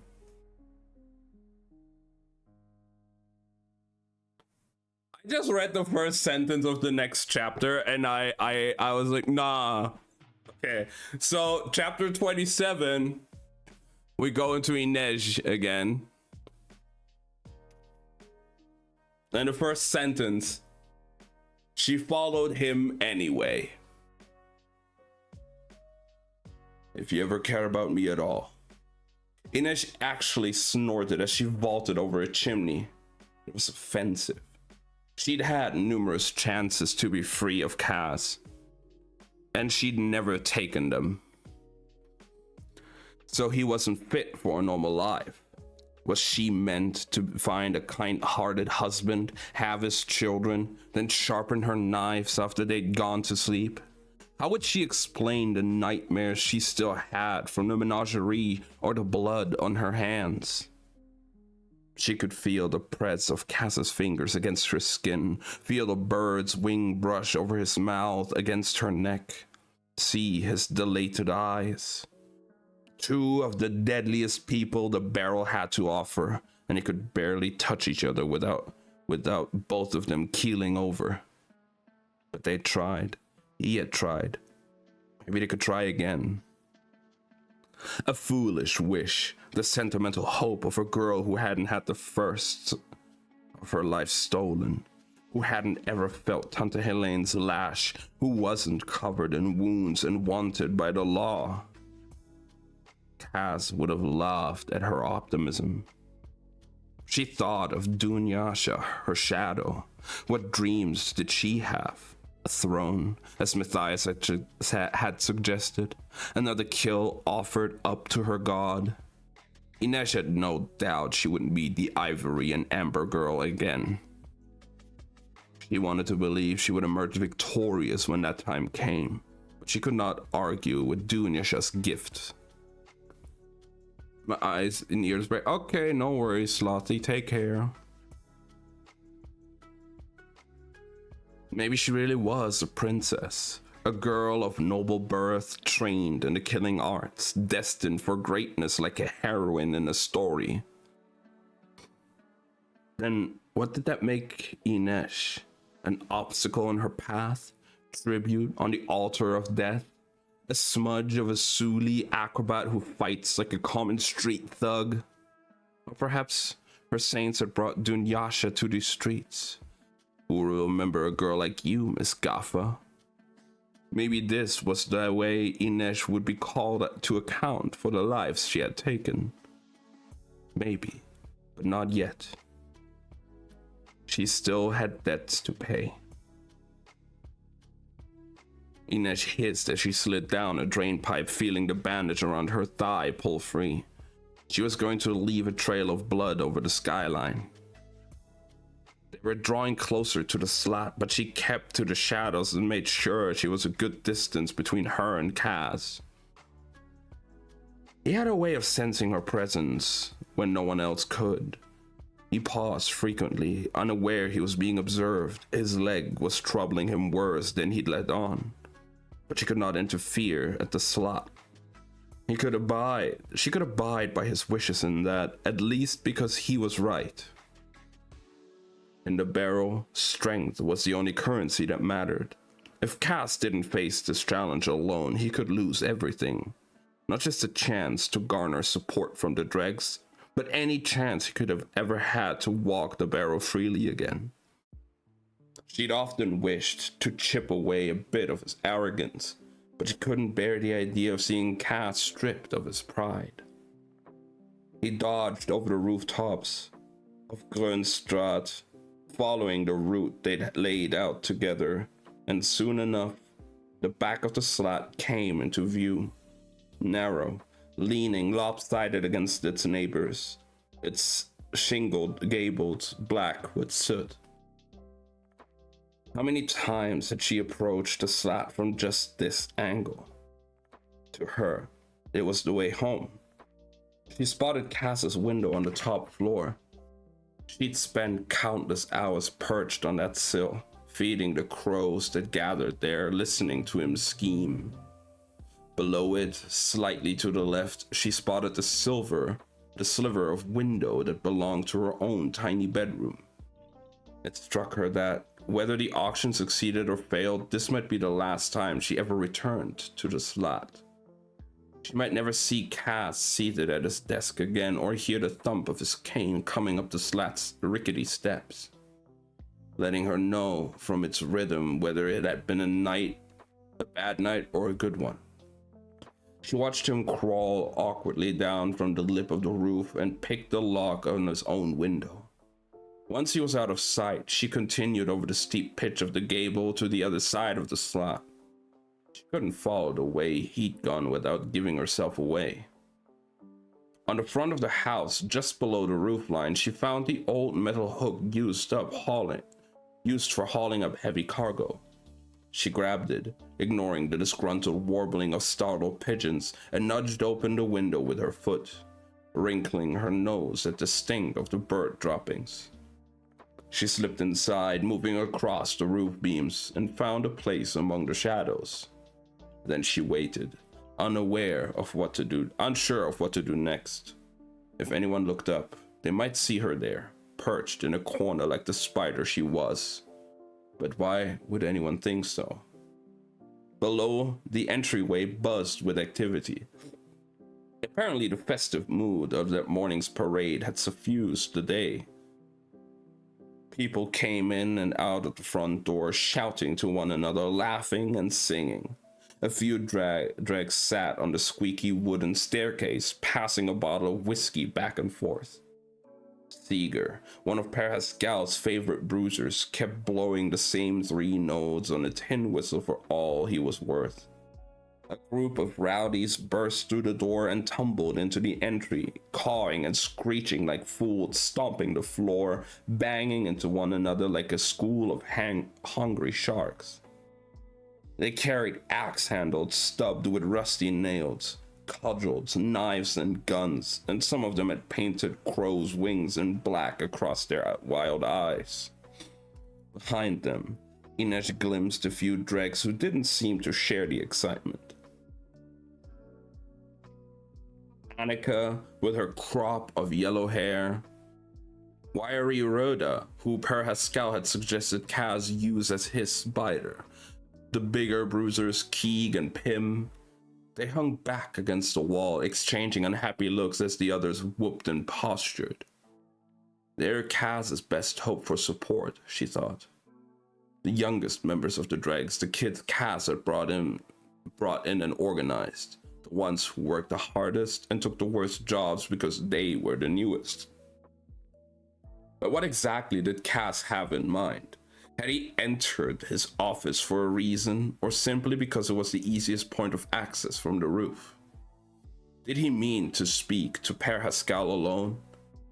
The entirety of the staircase was exposed to the entryway. Kaz couldn't even start down it. Couldn't even start down it without attracting everyone's notice, unless he planned to do it in disguise. And how he would negotiate the stairs on his bad leg without anyone recognizing his gait was beyond her. A cheer went up from the people gathered below. Per Haskell had emerged from his office, gray head moving through his crowd. He was dressed in high flash for the festivities today. Crimson and silver checked vest, houndstooth trousers, out and about of the Lord of the Dregs. The gang Kaz had built up from practically nothing. With one hand, he was waving around the plumed hat he'd favored so much, and in the other, he carried a walking stick. Someone had secured a cartoonish papier-mâché crow atop it. It made her sick. Kaz had been better than a son to Haskell. A devious, ruthless, murdering son, but even so. "Think we'll land him tonight, old man?" asked Bastion, tapping a nasty-looking cudgel against his leg. Haskell lifted the walking stick like a scepter. "If anyone's gonna get that reward, it's one of my lads, isn't that right?" And they cheered. "Old man!" Inej's head snapped up as Kaz's rock-salt rasp cut through the noise in the crowd, silencing the rowdy chatter. Every eye turned upward. He stood at the top of the stairs, looking down for flights of rickety wood. She realized he'd stopped to change his coat, and it clung to him in perfectly tailored lines. He stood leaning on his cane, hair neatly pushed back from his pale brow, a black glass boy of deadly edges. A black glass boy of deadly edges. The look of surprise on Haskell's face was nearly comical. Then he started to laugh. "Well, I'll be a son of a bitch, Brecker. You have to be the craziest bastard I ever met." "I'll take that as a compliment." "Shouldn't have come here, unless it's to turn yourself in like the smart lad I know you to be." "I'm through making your money." Per Haskell's face crumpled in rage. "You ignorant little skiv," he roared, "waltzing in here like some merch at his manor." "You was always acting like you're better than us, Brecker," shouted Seeger, still holding the tin whistle, and a few of the other dregs nodded. Per Haskell clapped his hands in encouragement. And it was true. Kaz had always kept himself at a remove from everyone. They'd wanted camaraderie, friendship, but he had never agreed to play their game, only his own. Maybe this reckoning was inevitable. Inesh knew Cass hadn't intended to remain Parascal's lieutenant forever. The triumph at the Ice Court should have made him king of the barrel, but Vanek had robbed him of that. The dregs didn't know the extraordinary things he'd achieved in the last few weeks, the prize he'd wrested from the Fjordans, or the haul that might still be within his grasp. He faced them alone, a boy with few allies, a stranger to most of them despite his brutal reputation. "You got no friends here," shouted Bastion. Along the wall, Annika and the others bristled. Pym shook his shaggy head and crossed his arms. Cass lifted one shoulder in the barest shrug. "I didn't come looking for friends, and I'm not here for the washed-up cadgers and cowards or the losers who think the barrel owes them something for managing to stay alive. I came for the killers, the hard ones, the hungry ones, the people like me. This is my gang," Cass said, starting down the stairs, cane thumping against the boards. "And I'm done taking orders." "Go get your rewards, lads," Haskell shouted. There was a brief pause, and for a moment Inesh hoped that no one would listen, that they'd simply mutiny against Haskell. But then the floodgates opened. Bastion and Seeger were the first to rush the stairs, eager to get their shot at Dirty Hands. But Seeger was slow from the whiskey, and by the time they reached Cass on the third flight of stairs, they were out of breath. Cass's cane whipped out in two slashing arcs, shattering the bones in Seeger's arms. Instead of engaging Bastion, he slipped past him, uncannily fast despite his bad leg. Before Bastion could turn, Cass jabbed his cane into the soft space between Bastion's thigh and his knee. He crumpled with a strangled cry. Another of Haskell's lackeys was already rushing to meet him. A bruiser called Teapot for the way he whistled through his nose when he breathed. A blow from Teapot's bat glanced off Cass's shoulder as he bobbed left. He swung his cane and struck the bruiser directly in the jaw with the full weight of the crow's head. Inesh saw what had to be teeth fly from Teapot's mouth. Cass still had the high ground, but he was outnumbered, and now they came in waves. Varian and Swan rushed the third floor landing, Red Felix on their heels, Milo and Gorka hovering close behind. Inesh clamped her lips together as Cass took a hit to his bad leg, faltered, barely righted himself in time to dodge a blow from Varian's chain. It smashed into the banister inches from Cass's head, sending splinters of wood flying. Cass grabbed his chain and used Varian's momentum to send him hurtling over the broken banister. The crowd surged backward as he struck the entry floor. Swan and Red Felix came at Cass from both sides. Red Felix grabbed Cass's coat, yanking him backward. And Cass slipped free like a magician escaping a straitjacket in a show at East Stave. Swan swung his spiked axe handle wildly, and Cass slammed the head of his cane into the side of Swan's face. Even from a distance, Inesh saw his cheekbone collapse in a bloody crater. Red Felix pulled a sap from his pocket and batted hard at Cass's right hand. The blow was sloppy, but Cass's cane clattered to the floor, rolling down the stairs. Beetle, lean as a ferret and with the face of one too, scampered up the steps and seized it, tossing it to Père Haskell as his cronies gave a cheer.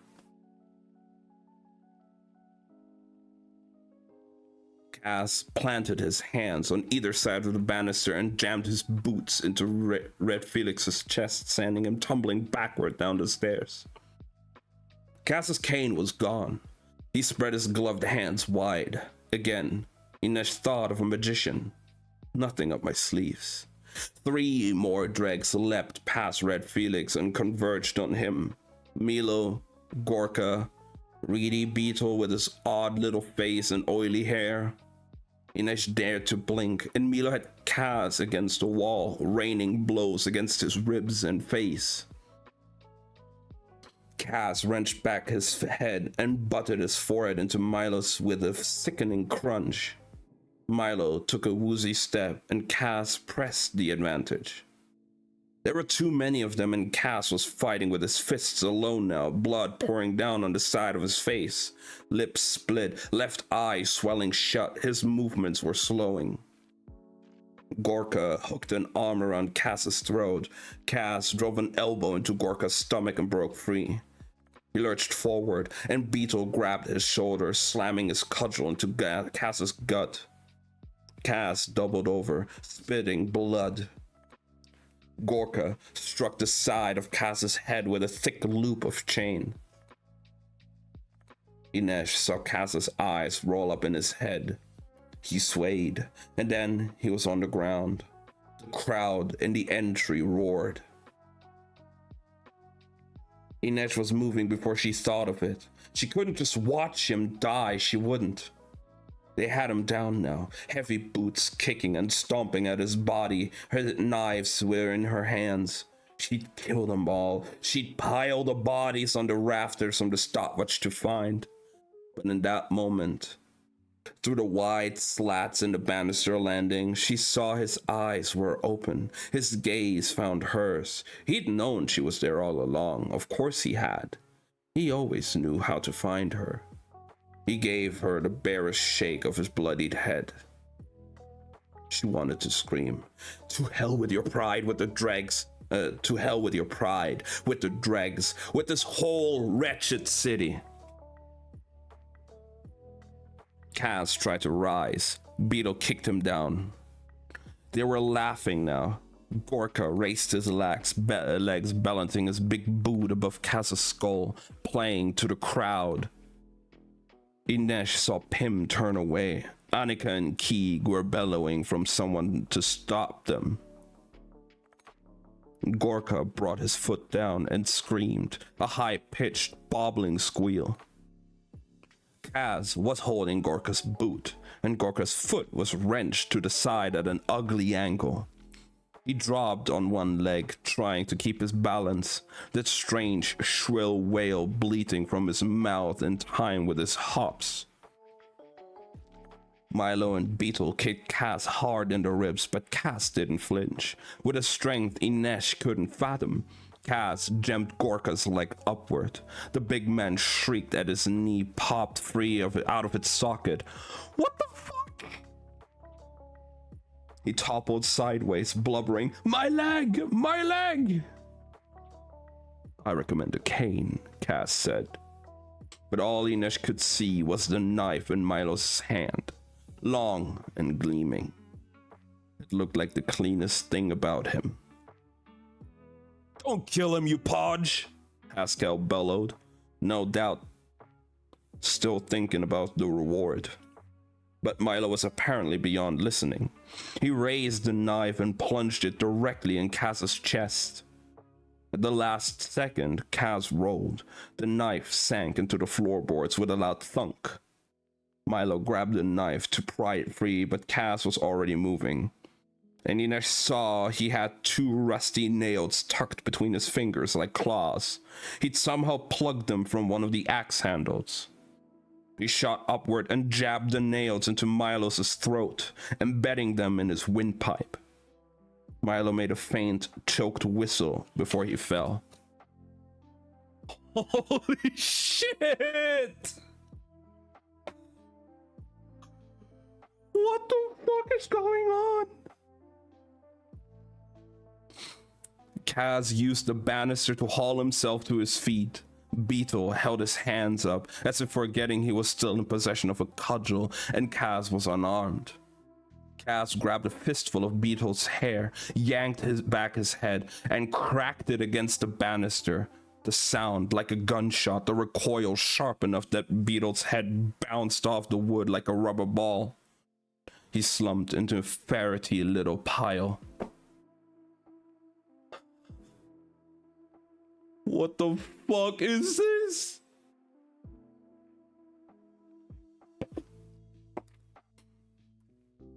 Kaz wiped the sleeve across his face, smearing blood over his nose and forehead, and spat. He adjusted his gloves, looked down at Per Haskell from his second-story landing, and smiled.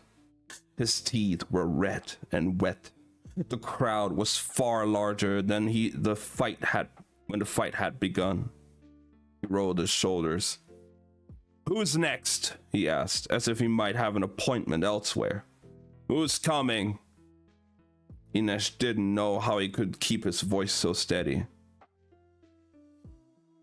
"This is what I do all day long. I fight. When was the last time you saw Per Haskell take a punch? Lead a job. Hell, when was the last time you saw him out of his bed before noon? You think we're going to applaud because you can take a beating?" Per Haskell sneered. "It don't make up for the trouble you've caused, bringing the law down on a barrel, kidnapping a murderous son." "I told you I had no part in that," Kaz said. "Pekka Rollins says otherwise." "Good to know you take a dime lion's word over one of your own." An uneasy murmur passed through the crowd below like a wind rustling the leaves. "Your gang was your family, the bond strong as blood." "You're crazy enough to cross a murder, Brecker." "Crazy enough," conceded Kaz, "but not stupid enough." Now some of the dregs were muttering to one another as if they'd never considered Vanek might have trumped up the charges. Of course they hadn't. Vanek was quality. Why would an upright murderer make such a charge against some canal rat if it wasn't true? And after all, Kaz had gone to great lengths to prove he was capable of anything. "You were seen on Gudman Bridge with the murderer's wife," insisted Per Haskell. "His wife, not his son. His wife, who is home safe beside her thieving husband, knitting booties and talking to her birds. Think of for a minute, Haskell. What possible use could I have for a merch's brat? Bribery? Ransom? I crossed Vanek because he crossed me, and now he's using the city's henchmen and Pekka Rollins and all of you to even the score. It's that simple."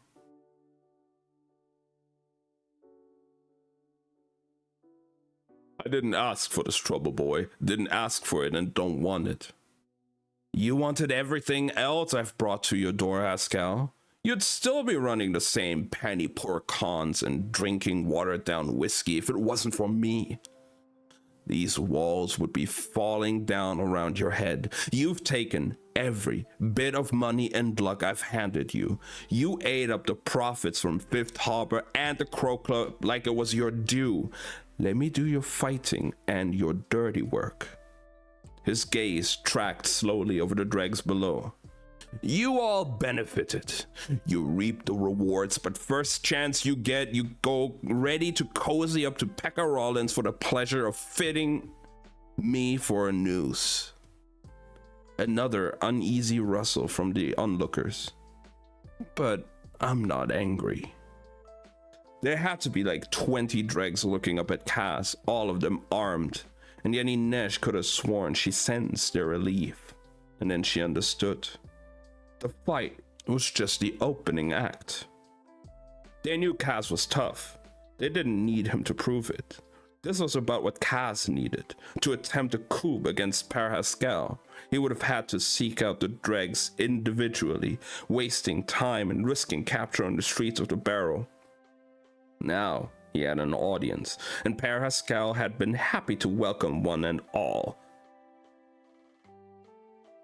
A bit of entertainment. The dramatic end of Kaz Brecker, the humbling of Dirty Hands. But this was no cheap comedy. It was a bloody rite, and Per Haskell had left the congregation gather, never realizing that the real performance had yet to begin. Kaz stood upon his pulpit, wounded, bruised, and ready to preach. "I'm not angry," he said again. "Not about that. But you know what makes me mad? What really gets me riled?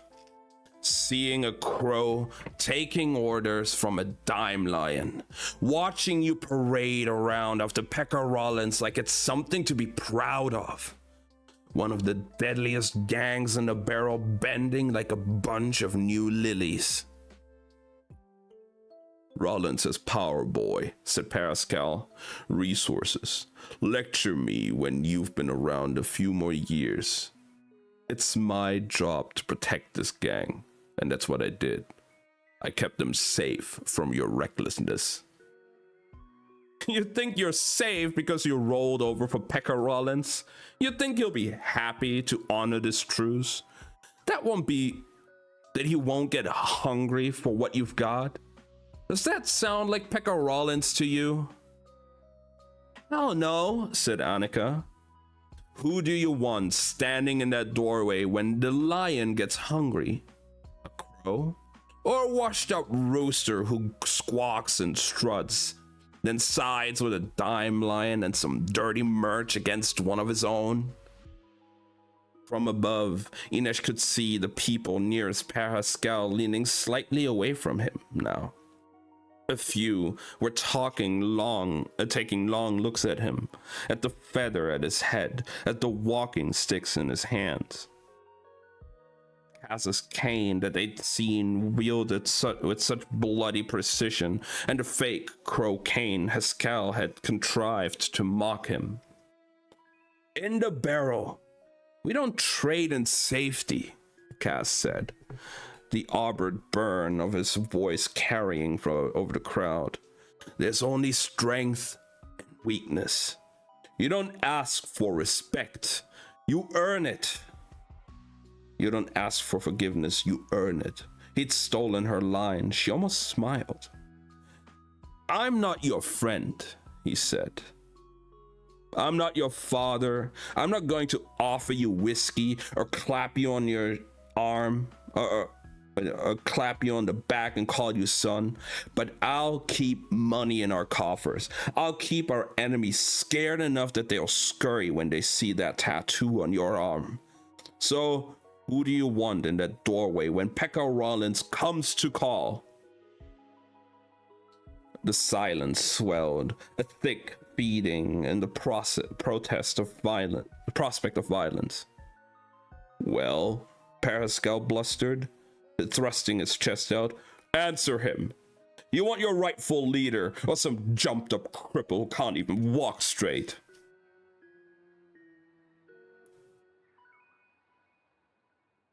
I may not walk straight, said Cass, but at least I don't run from a fight.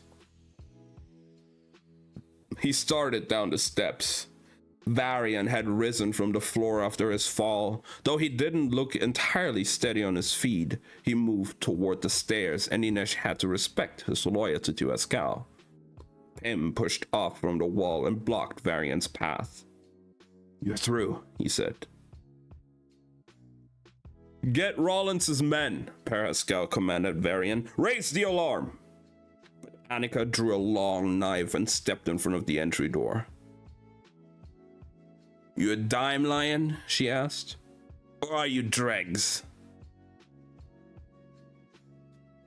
Slowly, his limp pronounced but his back straight. Cass made his way down the final flight of stairs, leaning heavily on the banister. When he reached the bottom, the remaining crowd parted. Pascal's grizzled face was red with fear and indignation. You'll never last, boy. Takes more than what you got to get past Pekka Rollins. Cass snatched his cane from Pascal's hand. You have 2 minutes to get out of my house, old man. This city's price is blood, said Cass, and I'm happy to pay with yours. What the fuck? That's the end of chapter 27. What?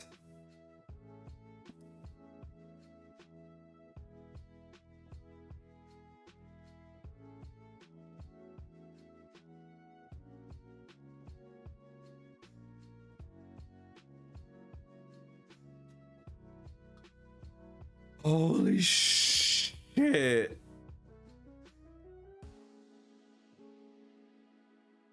That was insane. What the fuck?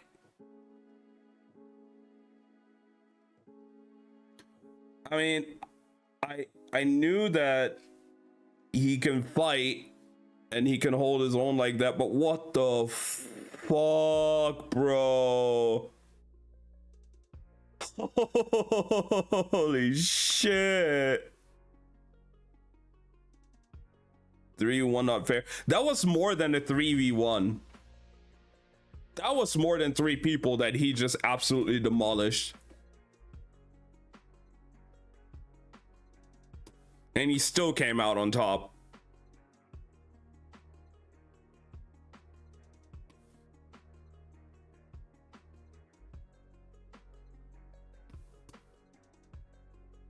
Like, holy shit.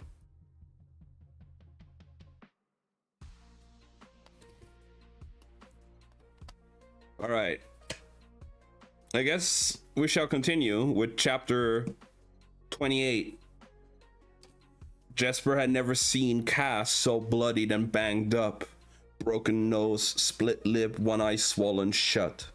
He was clutching his side in a way that made Jesper think at least one of his ribs was broken. And when he coughed into a handkerchief, Jesper saw blood on the white fabric before Cass shoved it back into his pocket. His limp was worse than ever, but he was still standing, and Annika and Pim were with him. Apparently, they'd left a heavily armed skeleton crew at the slat in case Pekka got word of Cass's coup and decided to try to make a territory grab. All Saints, Jesper said. So I guess that went well? About as well as expected. Matthias shook his head in something between admiration and disbelief. How many lives do you have, Demian? One more, I hope. Cass had wriggled out of his coat and managed to yank off his shirt, leaning on the sink in the bathroom. Saint's sake, let us help you, said Nina. Cass gripped the end of a bandage in his teeth and tore off a piece. I don't need your help. Keep working with Colm. What is wrong with you? Nina grumbled as they went back to the sitting room to drill Colm on his cover story.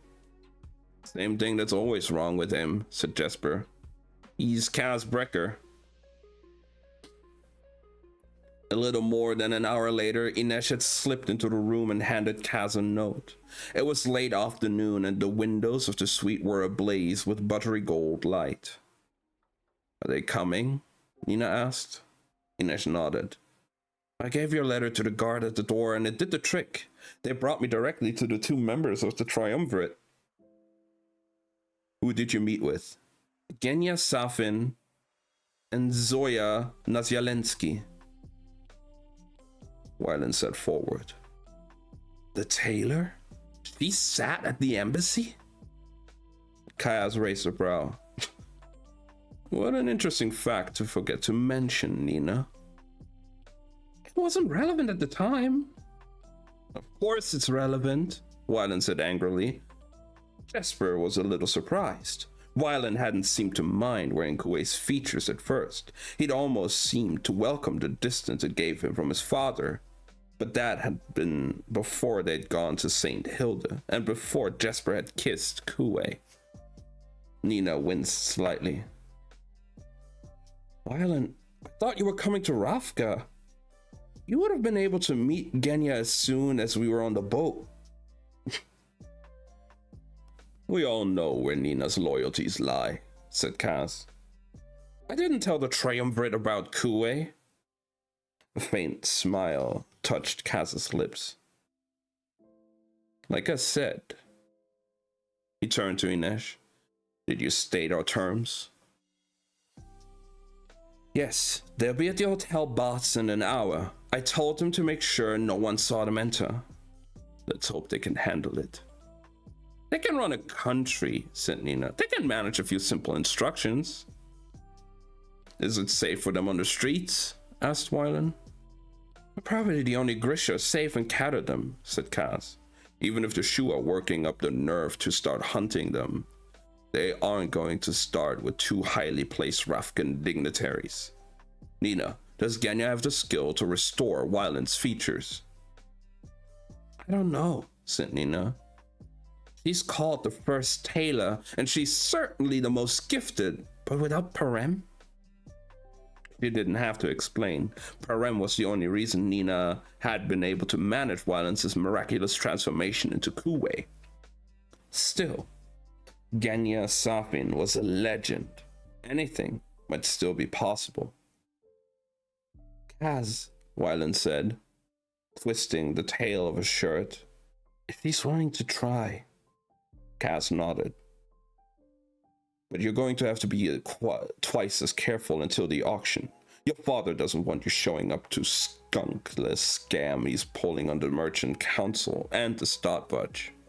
You'd be smarter waiting." "No," said Wylan. "I'm done being someone else." Kaz shrugged, but Jesper had the feeling he was getting exactly what he wanted. At least in this case, it was what Wylan wanted too. "There be hotel guests at the baths?" Jesper asked. "I had them reserve the whole place for Mr. Rietveld," said Nina. "He's very self-conscious about disrobing in front of others." Jesper groaned. "Please don't talk about my father taking his clothes off." "It's his webbed feet," Nina said. "So embarrassing." "Nina and Matthias will stay here." "I should be there," Nina protested. "Are you Rafkan or a member of this crew?" "I am both." "Exactly. This conversation is going to be tricky enough without you and Matthias there to muddy it up."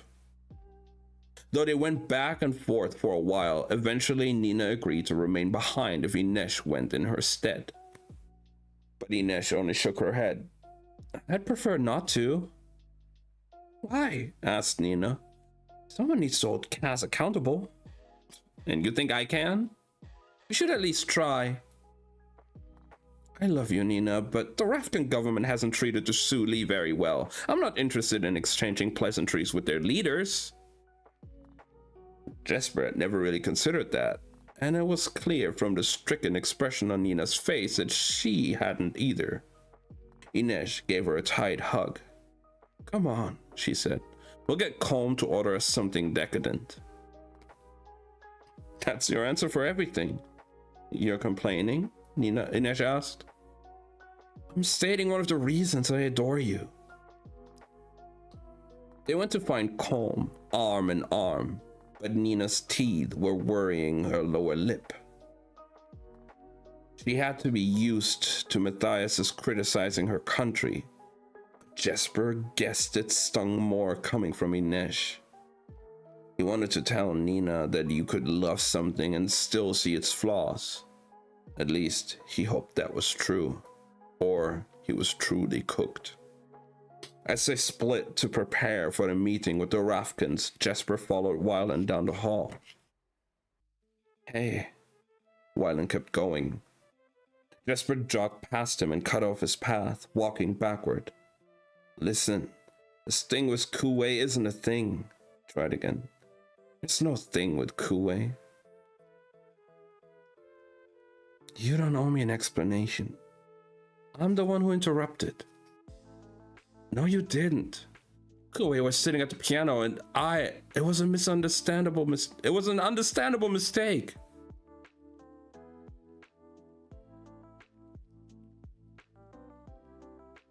Wylan stopped short. "You thought he was me?" "Yes," Jesper said. "See, just a big Wylan's gold eyes flashed.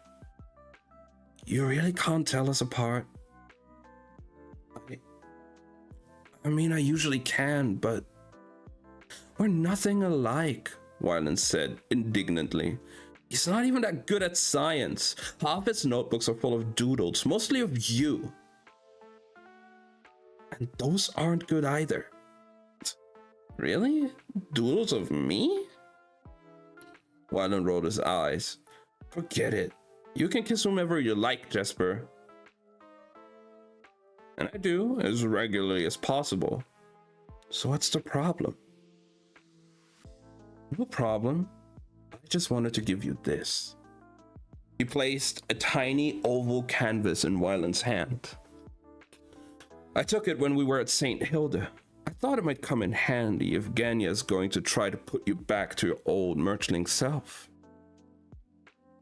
Wyland stared down at the canvas. My mother painted this? It wasn't that room full of her art. It was small, unframed, suitable only for a miniature, a portrait of Wyland as a child of around 8 years. Wyland curled his fingers over the edge of the painting. It's how she remembers me. She never got to see me grow up, he frowned. It's so old. I don't know if it will be useful. It's still you, said Jesper. Same curls, same worried little divot between the brows. And you took this just because you thought it might come in handy? I told you. I like your stupid face. Wyland ducked his head and slipped the portrait into his pocket. Thank you. Sure. Jesper hesitated. If you're headed down to the baths, I could come with you if you wanted. Wyland nodded anxiously. I'd like that. Jesper's newly buoyant mood lasted all the way to the lift, but as they joined Cass and descended to the hotel's 3rd floor, his nerves started to jangle. They might be walking into a trap, and Cass wasn't exactly in fighting form. Some part of Jesper hoped that the Rafkins would say no to this mad plan, and then Cass would be stymied. And even if they'd all ended up in Hellgate or swinging from the gallows, his father would at least have a chance to escape unharmed. Colm had spent hours with Nina and Cass trying to learn his role, running through different scenarios, enduring their endless questions and prodding without complaint. Colm wasn't much of an actor, and he lied about as well as Jesper danced ballet.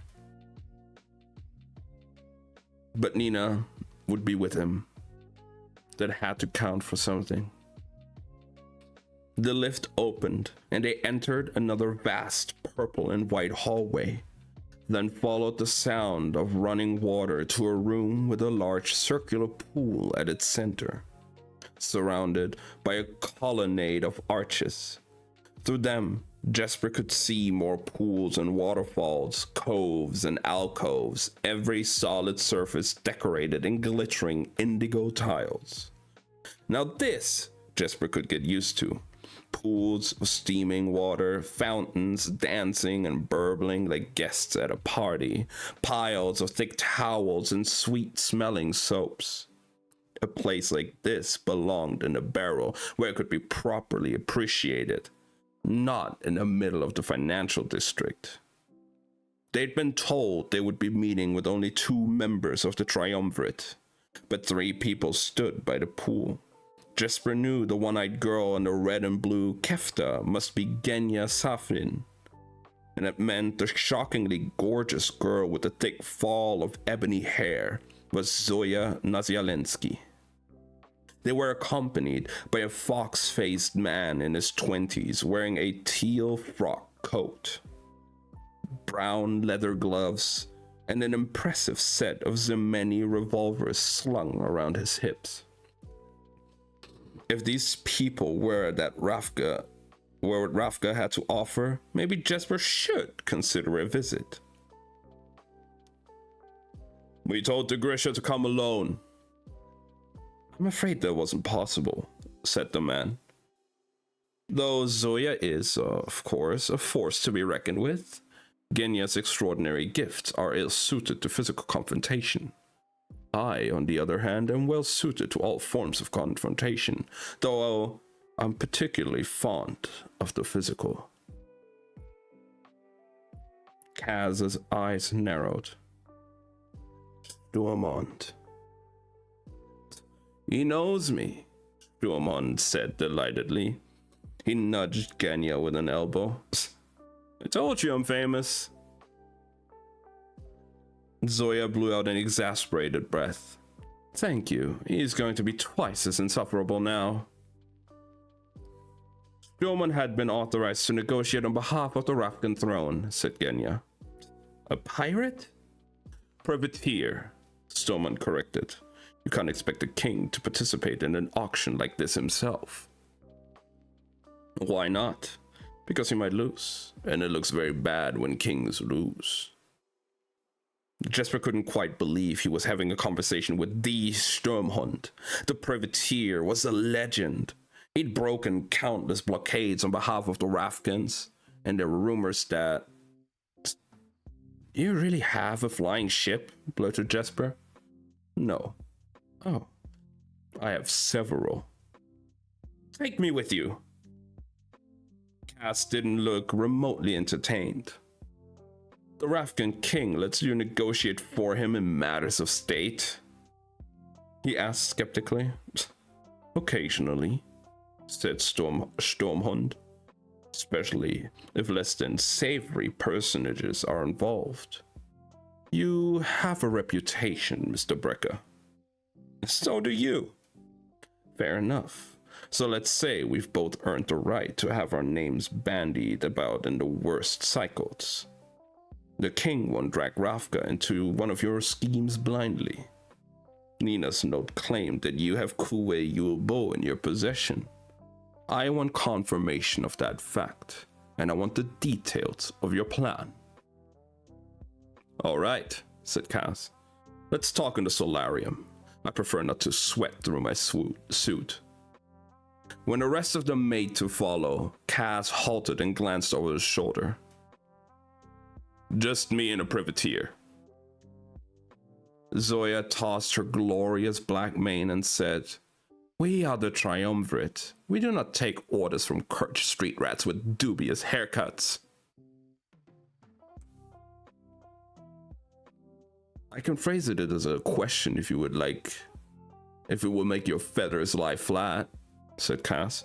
You insolent, Zoya, said Sturmhond smoothly. Let's not antagonize our new friends before they've even had the chance to cheat us. Lead on, Mr. Brecker. Cass, Wylan said, can't you negotiate for yourself, Merchling? It's time you learned how. He vanished with Sturmhond back into the corridors. As their footfalls faded, silence descended. Wylan cleared his throat, and the sound bounced around the blue-tiled room like a spring colt let loose on a corral. Genya's face was bemused. Zoya crossed her arms. Well? Ma'am? Wylan attempted. Miss Genya. Genya smiled, her scars tugging at the corner of her mouth. Oh, he is sweet. You always take to the strays, said Zoya sourly. You're the boy Nina tailored to look like Kuwei, Genya said. And you want me to try to undo her work? Yes, Wylan said. That one word imbued with a whole world of hope. But I don't have anything to bargain with. Genya rolled her single amber eye. Why are Kirk so focused on money? Says the woman with a bankrupt country, murmured Jesper. What was that? Snapped Zoya. Nothing, said Jesper. Just saying Kirch is a morally bankrupt country. Zoya looked him up and down as she was considering tossing him into a pool and boiling him alive. If you want to waste your time and talent on these wretches, feel free. Saints know there's room for improvement. Zoya, I'm going to find a dark room with a deep pool and try to wash some of this country off. Don't drown, Genya called as Zoya flounced off, then said conspiratorially, Maybe I should do it just to be contrary. She gave Wylan an assessing glance. Would it be difficult if I'd known you before the changes? Here, Wylan said eagerly. I have a portrait. It's old, but... She took the miniature from him. And this, Wylan said, offering her the poster his father had created, promising a reward for his safe return. She said. Let's find better light. They fumbled their way around the facilities, poking their heads into rooms full of mud baths and milk baths and one heated chamber made entirely of jade. They finally settled in a chilly white room with a tub odd-smelling clay against one wall and windows all along the other. Find a chair, said Genya, and fetch my kit from the main pool area. It's heavy. You'll find it near the towels. You brought your kit? The Suli girl suggested it, said Genya, shooing them off to follow her orders. Just as imperious as Zoya, Jesper grumbled, as he and Wylan obliged. But with better hearing, she called after them. Jesper fetched a box from near the main pool. It was built like a small cabinet, its double doors fastened with an elaborate gold clasp. When they returned to the clay room, Genya gestured for Wylan to sit near the window where the light was best. She rested her fingers under his chin and tilted his face this way and that. Jesper set down her kit. What are you looking for? He asked. The seams. Seams? No matter how fine a tailor's work, if you look closely, you can see the seams, the place where one thing ends and another begins. I'm looking for signs of the original structure. The portrait does help. I don't know why I'm so nervous, said Wylan. Because she might mess up and make you look like a weasel with curls. Genya lifted a flame-colored brow. Maybe a vole. Not funny, said Wylan. He'd clenched his hands so tightly in his lap, his knuckles had become white stars. All right, said Genya. I can try, but I make no promises. Nina's work is near flawless. Luckily, so am I. Jesper smiled. You remind me of her. I think you mean she reminds you of me. Genya set to unpacking her kit. It was far more elaborate than the one Jesper had seen Nina use. There were capsules of dye, pots of colored powder, and rows of glass cases filled with what looked like clear gels. They are cells, said Genya. For a job like this, I need to work with human tissue. Not disgusting at all, said Jesper. It could be worse, she said. I once knew a woman who rubbed whale placenta on her face in the hopes of looking younger. They say nothing of what she did with the monkey saliva. To say nothing of what she did with the monkey saliva. Human tissue sounds delightful, amended Jesper. That's what I thought. She pushed up her sleeves, and Jesper saw that the scars on her face also traced over her hands and up her arms. He couldn't imagine what manner of weapon had twisted the tissue in that way. You're staring, she said without facing him. Jesper jumped, cheeks heating. I'm sorry. It's all right. People like to look. Well, not always. When I was first attacked, no one would look at me. Jesper had heard she'd been tortured during the Rafkan Civil War, but that wasn't the kind of thing you made polite conversation about. Now I don't know where to look, he admitted. Anywhere you like. Just be quiet so I don't make a hideous mess of this poor boy. She laughed at Wylan's expression of terror. I'm kidding. But do stay still. This is slow work and you'll need to be patient. She was right. The work was so slow that Jesper wasn't sure anything was happening. Genya would place her fingertips beneath Wylance's eyes and over his lids, and then step back and examine what she'd done, which as far as Jesper could see was nothing. Then she'd reach for one of the glass cases or bottles, dab something on her fingertips, touch Wylance's face again, and step back. Jesper's attention wandered. He circled the room, dipped his fingers in the clay, regretted it, went searching for a towel. But when he looked at Wylan from a little more distance, he could see something had changed. "It's working," he exclaimed. Genya cast him a cool glance. "Of course it is." Periodically, the tailor would stop and stretch and give Wylan a mirror so that he could consult on what looked right or wrong. An hour later, Wylan's irises had gone from gold to blue, and the shape of his eyes had changed as well.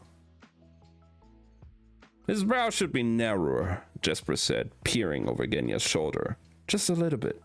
And his lashes were longer." "I didn't know you were paying attention," murmured Wylan. Jesper grinned. "I was paying attention." "Oh good, he's blushing," said Genya. "Excellent for the circulation." "Do you train fabricators at the little palace?" asked Wylan. Jesper scowled. Why did he have to go and start that? "Of course. There's a school on the palace grounds." "What if a student were older?" said Wylan, still pushing. "A Grisha can be taught at any age," said Genya. "Alina Starkov didn't discover her power until she was 17 years old, and she was one of the most powerful Grisha who ever lived." Genya pushed at Wylance's left nostril. "It's easier when you're younger, but so is everything. Children learn languages more easily. They learn mathematics more easily." "And they aren't afraid," said Wylan quietly. "It's other people who teach them their limits." Wylan's eyes met Jesper's over Genya's shoulder, as if he was challenging both Jesper and himself. He said, "I can't read." His skin went instantly blotchy. His voice was steady. Genya shrugged and said, "That's because no one took the time to teach you. Many of the peasants in Ravka can't read." "Lots of people took the time to teach me.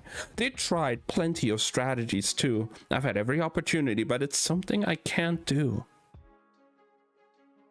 Jesper could see the anxiety in his face, what it cost him to speak those words. It made him feel like a coward. Now, I agree with Lemons there, Crystal. You are cute. I've seen that cute face.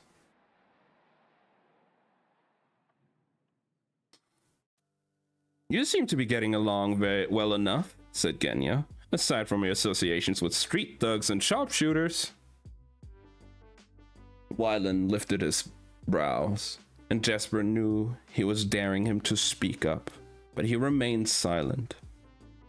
"It's not a gift, it's a curse."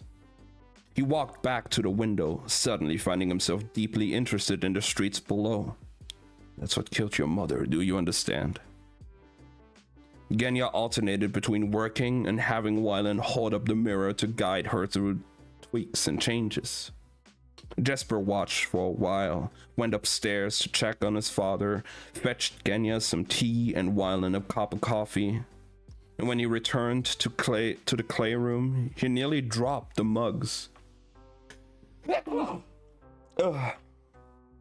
Wylan was sitting in the last of his afternoon light.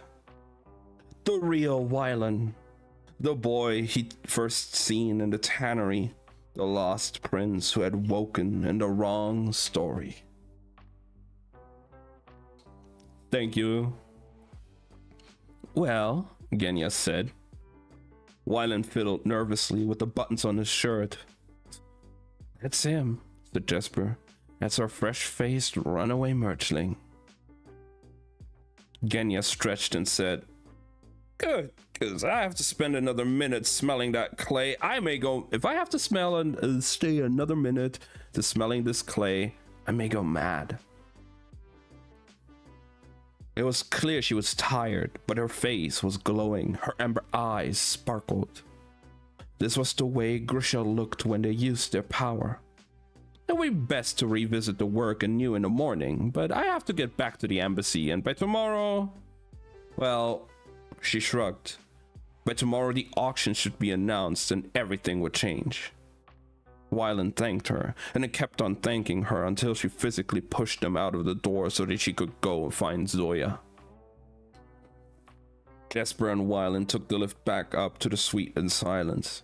Jesper glanced into the master bedroom and saw his father asleep atop the covers, his chest reverberating with deep snores. A pile of papers was scattered on the bed next to him. Jesper tidied them into a stack. Yoda prices, listings of farm acreage outside cities in Novye Zem. You don't have to clean after us, Da. Someone does. Back in the sitting room, Wylan was lighting the lamps. Are you hungry? Famished, said Jesper. But Da's asleep and I'm not sure we're allowed to ring for food. He cocked his head to one side, peering at Wylan. Did you have her make you better looking? Wylan pinked. Maybe you forgot how handsome I am? Jesper raised a brow. Okay, maybe a little. He joined Jesper by the window looking out over the city. Dusk was falling and the street lamps had bloomed in an orderly formation along the edges of the canal. Patrols of stopwatch were visible, moving through the streets, and the staves were alight with color and sound again. How long would they be safe here? Jesper wondered if the Kergud were tracking Grisha through the city, seeking out the houses of their indentures. The Shu soldiers might be surrounding the embassy even now. Or maybe this hotel? Could they smell the Grisha 15 stories up? Periodically, they could see bursts of fireworks over the staves. Jesper wasn't surprised. He understood the Beryl was always hungry for more. Money, mayhem, violence, lust. It was a glutton, and Pekka Rollins had offered up Kaz and the rest of the crew as a feast. I know what you're doing back there, Jesper said. You didn't have to tell her you can't read.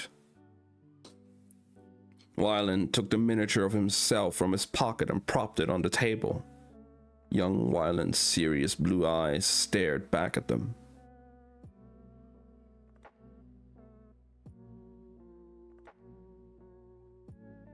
Do you know Kaz was the first person I ever told about my condition?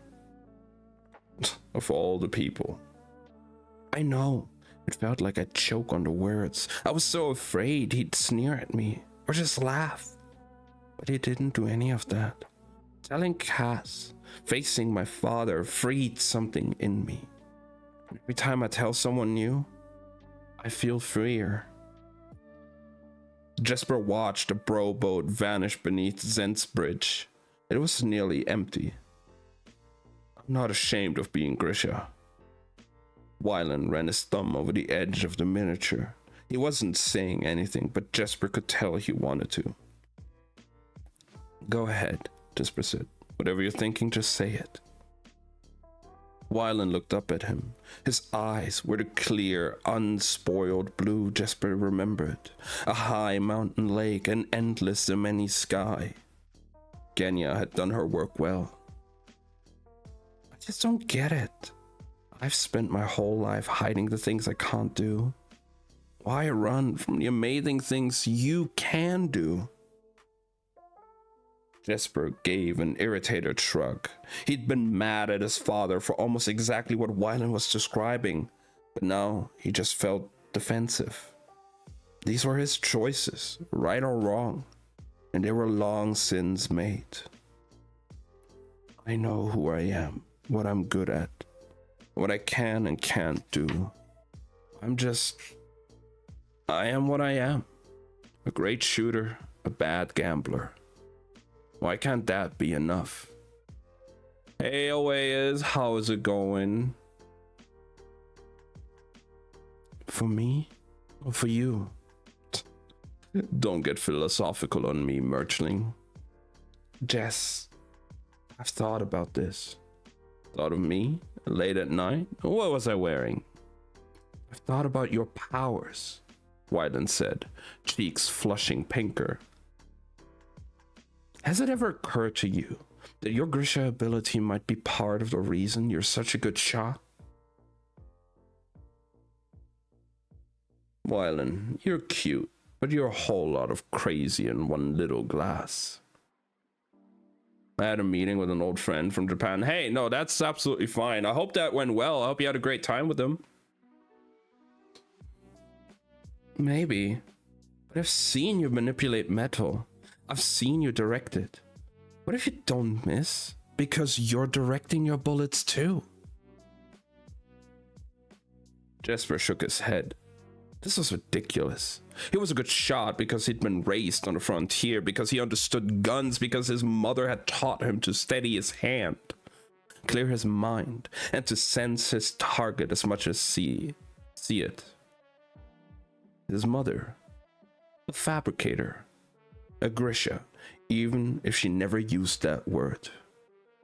No, that's not how it works. But what if it was? He shook off the thought, feeling the need to move, ignite over his skin. Why do you have to say things like that? Why can't you just let things be easy? Because they're not easy, Wyland said in a simple, earnest way. No one in the barrel talked like that. You keep pretending everything is okay. You move on to the next fight over the next party. What are you afraid is going to happen if you stop?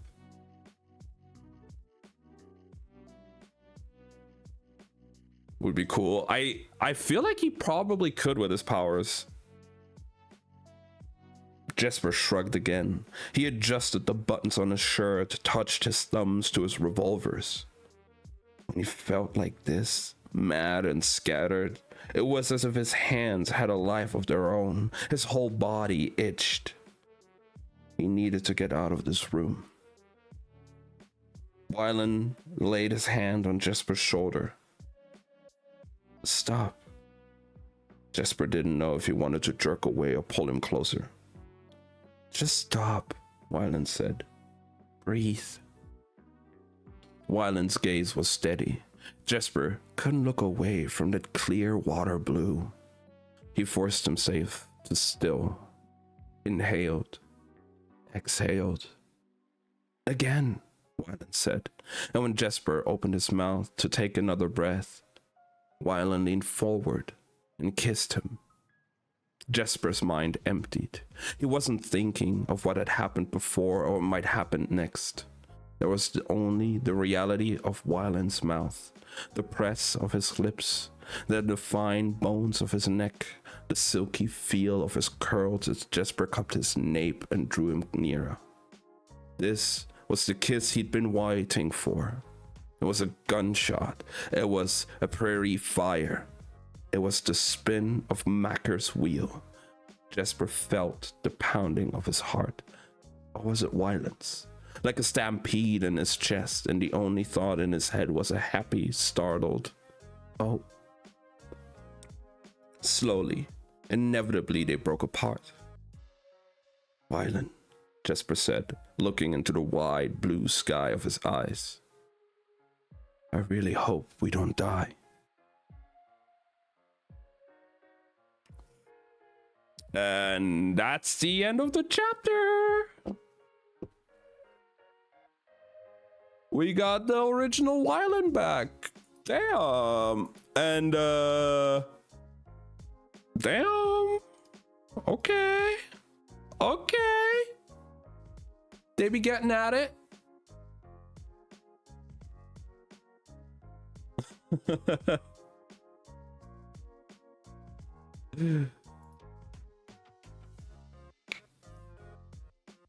Keep in mind though, guys, they're all still teenagers. Like Wyland and Jesper are like 15 and 16 or something, or maybe like 17.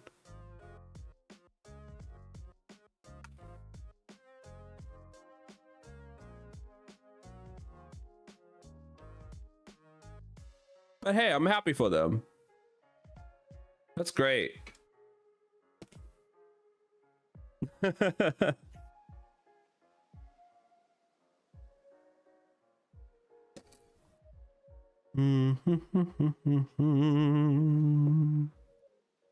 Wait, how many pages would that be?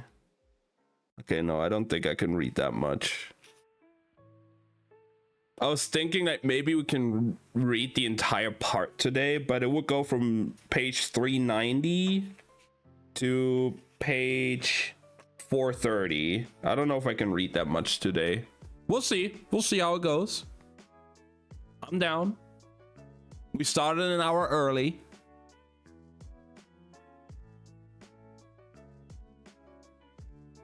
Anything can happen.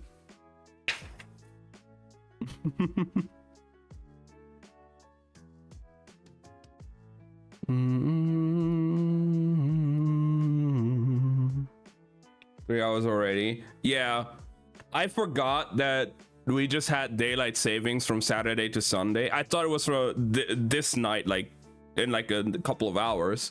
So I was still going off by having to start an hour earlier. Instead of like 11 p.m. I started at 10 p.m.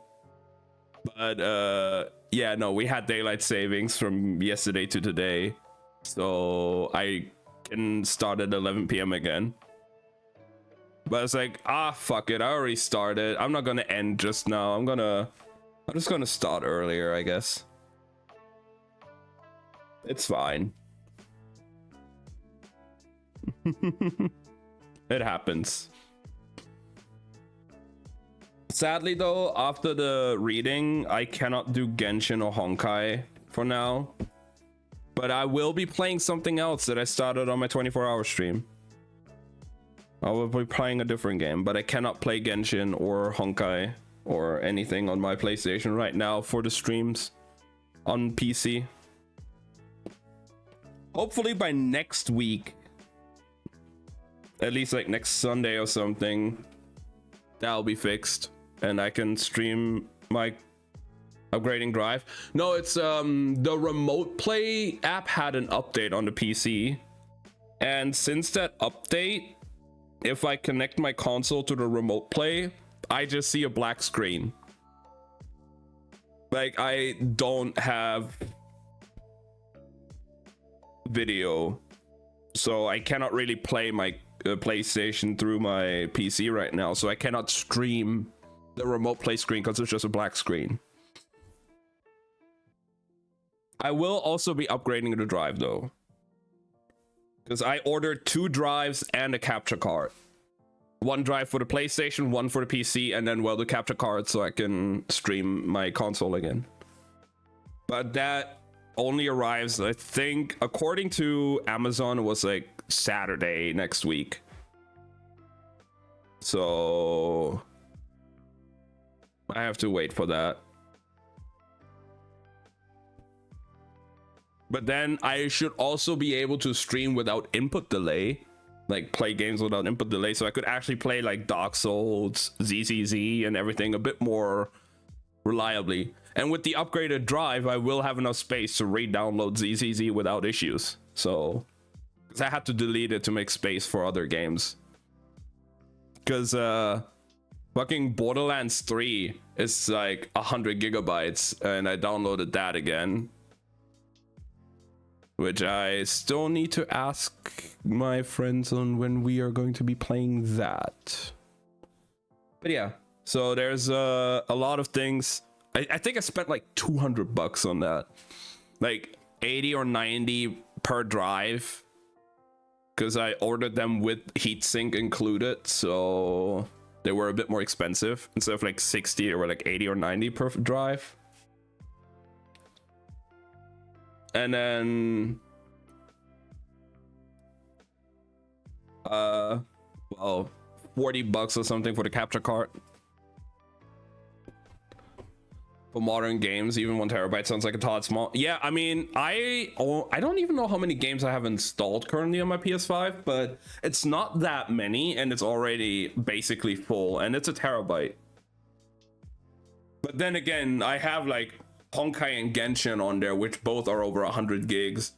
Borderlands 3 is now like 90 gigs. Fortnite is like 70 or 80. Monster Hunter is like 40 or 50. Phasmo is like 20. I have a lot of larger games on the console, so...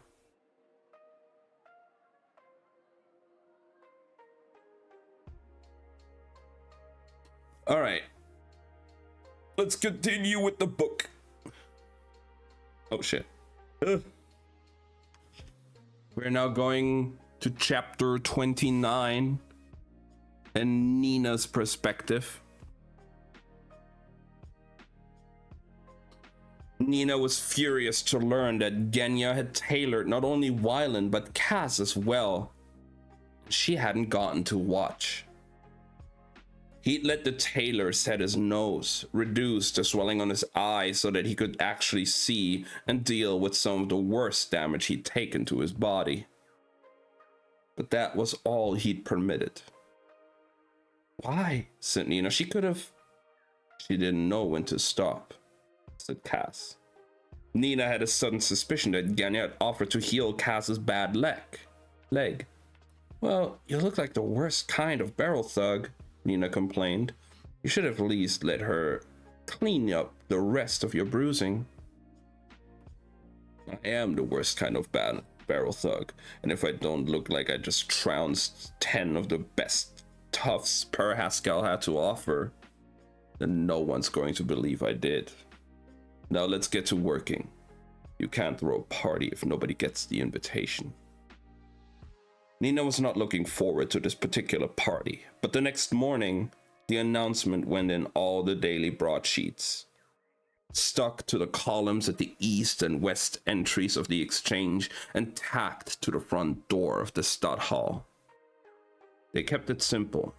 Kuwei Yulbo, son of Bo Yulba-Ur, chief chemist of Bezju, makes available his service and will offer his indenture at as the market and the hand of Gezen commands. Those wishing to bid are invited to participate in a free and fair auction in compliance with the laws of Kerch, the rule of the Merchant Council, and the supervision of the Council of Tides as the Church of Bater in 4 days' time. Parties will convene at noon. Sacred is Gezen, and in commerce we see his hand. The city had already been in an uproar over the curfews, barricades, and blockades. Now gossip raced through the coffee houses and taverns, changing and taking on new forms from what salons of the Gelstrad all the way to the slums of the Barrow. According to Kaz's new Dregs troops, people were eager for any kind of information on the mysterious Kuwei Yulbo, and this auction was already being linked to the bizarre attack on West Stave that had nearly leveled 2 pleasure houses and left reports of flying men in its wake. Inesh staked out the Shu embassy herself and returned with word that messengers had been coming and going all morning, and that she'd seen the ambassador himself storm down to the docks to demand the Council of Tides release one of their dry docked ships. He wants to send them for a fabricator so they can make gold, said Jesper. Pity the harbors are locked down, said Cass. The doors to the Stadthal were closed to the public, and the Merchant Council was set to be in an emergency meeting to determine whether they should sanction the auction. This was the test. Would they support the laws of the city, or, given what they at least suspected about Kuwei, would they falter and find some way to deny his rights?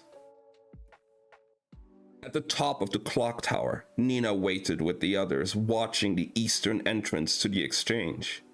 At noon, a man in Mercher Black approached the arch with a stack of documents.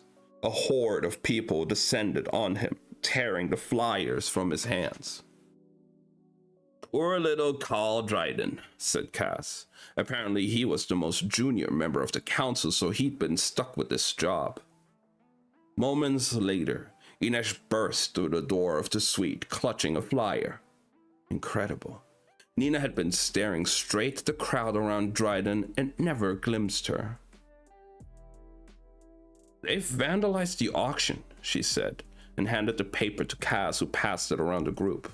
All the flyer said was, in accordance with the laws of Kirch, the Merchant Council of Cadodim agrees to act as representatives to Kuwe Yulbo in the legal auction of his indenture. Sacred as Gazen, and in commerce we see his hand. Jesper blew out a long breath and looked at his father, dutifully studying commodities, reports, and script Nina and Cass had prepared for him. My luck, they said yes. Inej laid a hand on his arm. It's not too late to change course. It is, said Jesper. It was too late a long time ago. Nina said nothing. She liked Colm. She cared about Jesper, but this auction was the best chance they had of getting Kuwe to Rafka and saving Grisha lives. The merchants are perfect marks, said Cass. They're rich and they're smart. That makes them easy to dupe. Why? Asked Wylan. Rich men want to believe they deserve every penny they've got, so they forget what they owe to chance. Smart men are always looking for loopholes. They want an opportunity to game the system. So who's the hardest mark to swindle? Nina asked. The toughest mark is an honest one, said Cass. Thankfully, they're always in short supply. He tapped the glass of the clock face, gesturing to Carl Dryden, who was still standing by the exchange, fanning himself with his hat now that the crowd had dispersed. Dryden inherited his fortune from his father. Since then, he's been too timid in investors to substantially add to his wealth. He's desperate for a chance to prove himself to the other members of the Merchant Council. We're going to give him one. What else do we know about him? Asked Nina. Cass almost smiled. We know he's represented by our good friend and dog lover, Cornelis Smeet. From their earlier surveillance of Cornelis Smeet's office, they knew the attorney had runners taking documents back and forth to clients all day long, gathering necessary signatures and conveying important information. The messengers were too well paid to consider bribing, especially if one of them turned out to be among those few dreaded honest men. And in a way, they had Van Eck to thank for the ease at which Cass baited the trap. Dressed in stopwatch uniforms, Annika and Pym stopped Smeet's messengers with impunity, demanding to see their identification while their bags were searched. The documents were inside were confidential and sealed, but they weren't after the documents. They just needed to plant a few crumbs to entice young Carl Dryden. Sometimes, said Cass, a proper thief doesn't just take, he leaves something behind. Working with Specht, Wylan had created a stamp that could be pressed to the back of a sealed envelope. It gave the impression that the envelope had absorbed the ink from another document, as if some thoughtless clerk had left the papers somewhere damp. When the messengers delivered Dryden's files, if he was curious at all, he'd at least glance at the words that seemed to have leached onto the back of the papers. And he'd find something very interesting indeed. A letter from one of Smeet's other clients. The client's name was unreadable, but the letter was clearly an inquiry. Did Smeet have knowledge of a farmer named Johannes Rietveld, the head of a consortium of Skirch and Zemeni Yorda growers? He was taking meetings at the Geldrena Hotel with select investors only. Would an introduction be possible? Prior to the announcement of Kuwe's auction, the information would have been of mild interest. Afterward, it was the kind of tip that could make fortunes. Even before they'd baited the trap with the false letter, Cass had Colm taking meals in the Geltrenner's lavish purple dining room with various members of the Kirch's trade and banking community.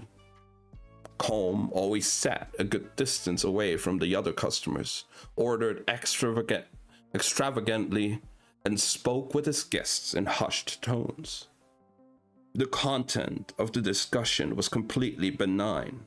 Talk of crop reports and interest rates, but no one in the dining room knew that. Everything was done in conspicuous view to the hotel staff. So that when members of the Merchant Council came asking how Mr. Rietveld spent his time, they got the answers that Cass wanted them to. Nina was present at all these meetings, playing the role of Mr. Rietveld's multilingual assistant, a Grisha Hotrender seeking work after the destruction of the House of the White Rose. Despite dousing herself in coffee extract to mislead the senses of the Cairgud, she felt exposed just sitting out in the open in the dining room. Cass and members of the Dregs constantly watching the streets around the hotel for signs of shoe soldiers. No one had forgotten what they were hunting Grisha, and that Nina might present a very appealing target if they found out about the meetings.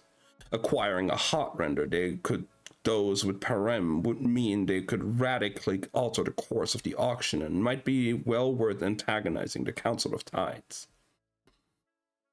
Still, Nina felt pretty confident that the merchants who learned of Rietveld's presence at the hotel would be keeping quiet.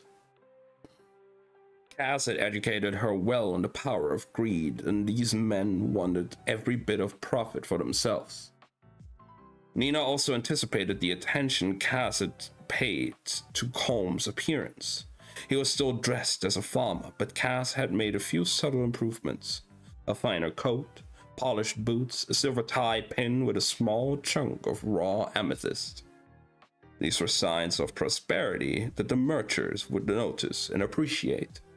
Nothing too gaudy or loud, nothing that might provoke suspicion. Merchants were like most men. They wanted to believe that they were the ones doing the courting. As for Nina, Genya had offered up a glorious red kefta from her collection, and they'd pulled out the embroidery, altering it from blue to black. She and Genya were hardly the same size, but they'd managed to let out the seams and sew in a few extra panels. It felt strange to wear a proper kefta after so long. The one Nina had worn at the House of the White Rose had been a costume, cheap finery meant to impress their clientele. This was the real thing, worn by soldiers of the Second Army, made of raw silk dyed and red only a fabricator could recreate. Did she even have a right to wear such a thing now? When Matthias had seen her, he'd frozen in the doorway of the suite, his blue eyes shocked. They had stood there in silence until he'd finally say, "You look very beautiful." "You mean I look like the enemy?" "Both of those things have always been true." Then he'd simply offered her his arm. Nina had been nervous about Colm taking the lead role in this charade.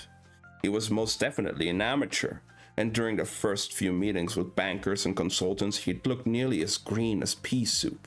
But with every passing hour, his confidence had grown, and Nina had begun to feel the stirrings of hope. And yet, no member of the Merchant Council had come to see Johannes Rietveld. Maybe Dryden had never seen the trace of the fake document, or had decided not to act on it, or maybe Cass had just overestimated his greed. Then, only 48 hours before the auction, Johannes Rietveld received a note from Karl Dryden announcing that he would call on Mr. Rietveld that day and hoped to discuss matters of business that might be profitable to them both. Jesper tried to calm his father's nerves while Cass dispatched instructions to Annika and Pim. If they wanted to hook Dryden, they'd need to make sure other bigger fish were interested in the bait. Nina and Colm had gone through their morning meetings in the dining room as usual, and she'd done her best to try to calm him. At 11 bells, she spotted two men in staid Mercer black entering the dining room. They didn't pause to ask the host where to find Johannes Rietveld, but walked directly to his table.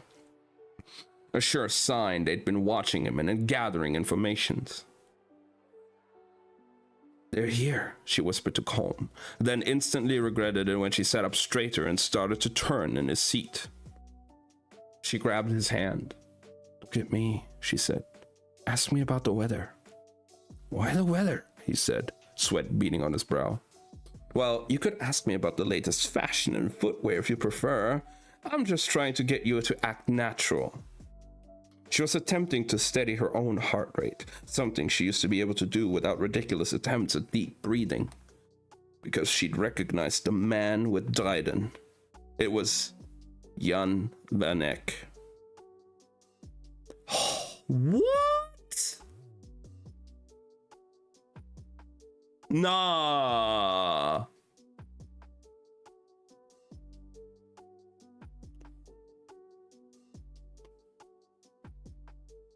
Nah.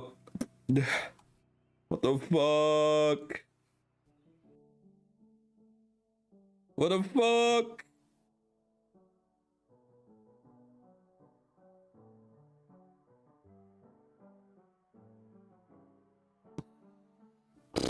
The men approached the table, then removed their hats. "Mr. Rietveld?" "Yes," Colm squeaked. Not an auspicious beginning. Nina gave him the gentlest kick she could manage beneath the table. He coughed. "What business, gentlemen?" During their preparations, Cass had insisted that Nina learn all about the Merchant Council's house colors and symbols, and Nina recognized their tie pins, a golden wheat sheaf bound with a blue enamel ribbon for the Dryden family, and a red laurel for Van Eyck. Even without the pin, she would have recognized Jan Van Eyck's resemblance to Wylan. She eyed his receding hairline. Poor Wylan might have to invest in a good tonic.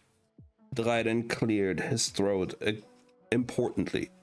"I am called Dryden, and this is the esteemed Jan Van Eyck." "Mr. Dryden," Colm said, his surprise a bit overblown. "I received your note. Unfortunately, my day is fully booked. I wonder if we might secure just a few minutes of conversation."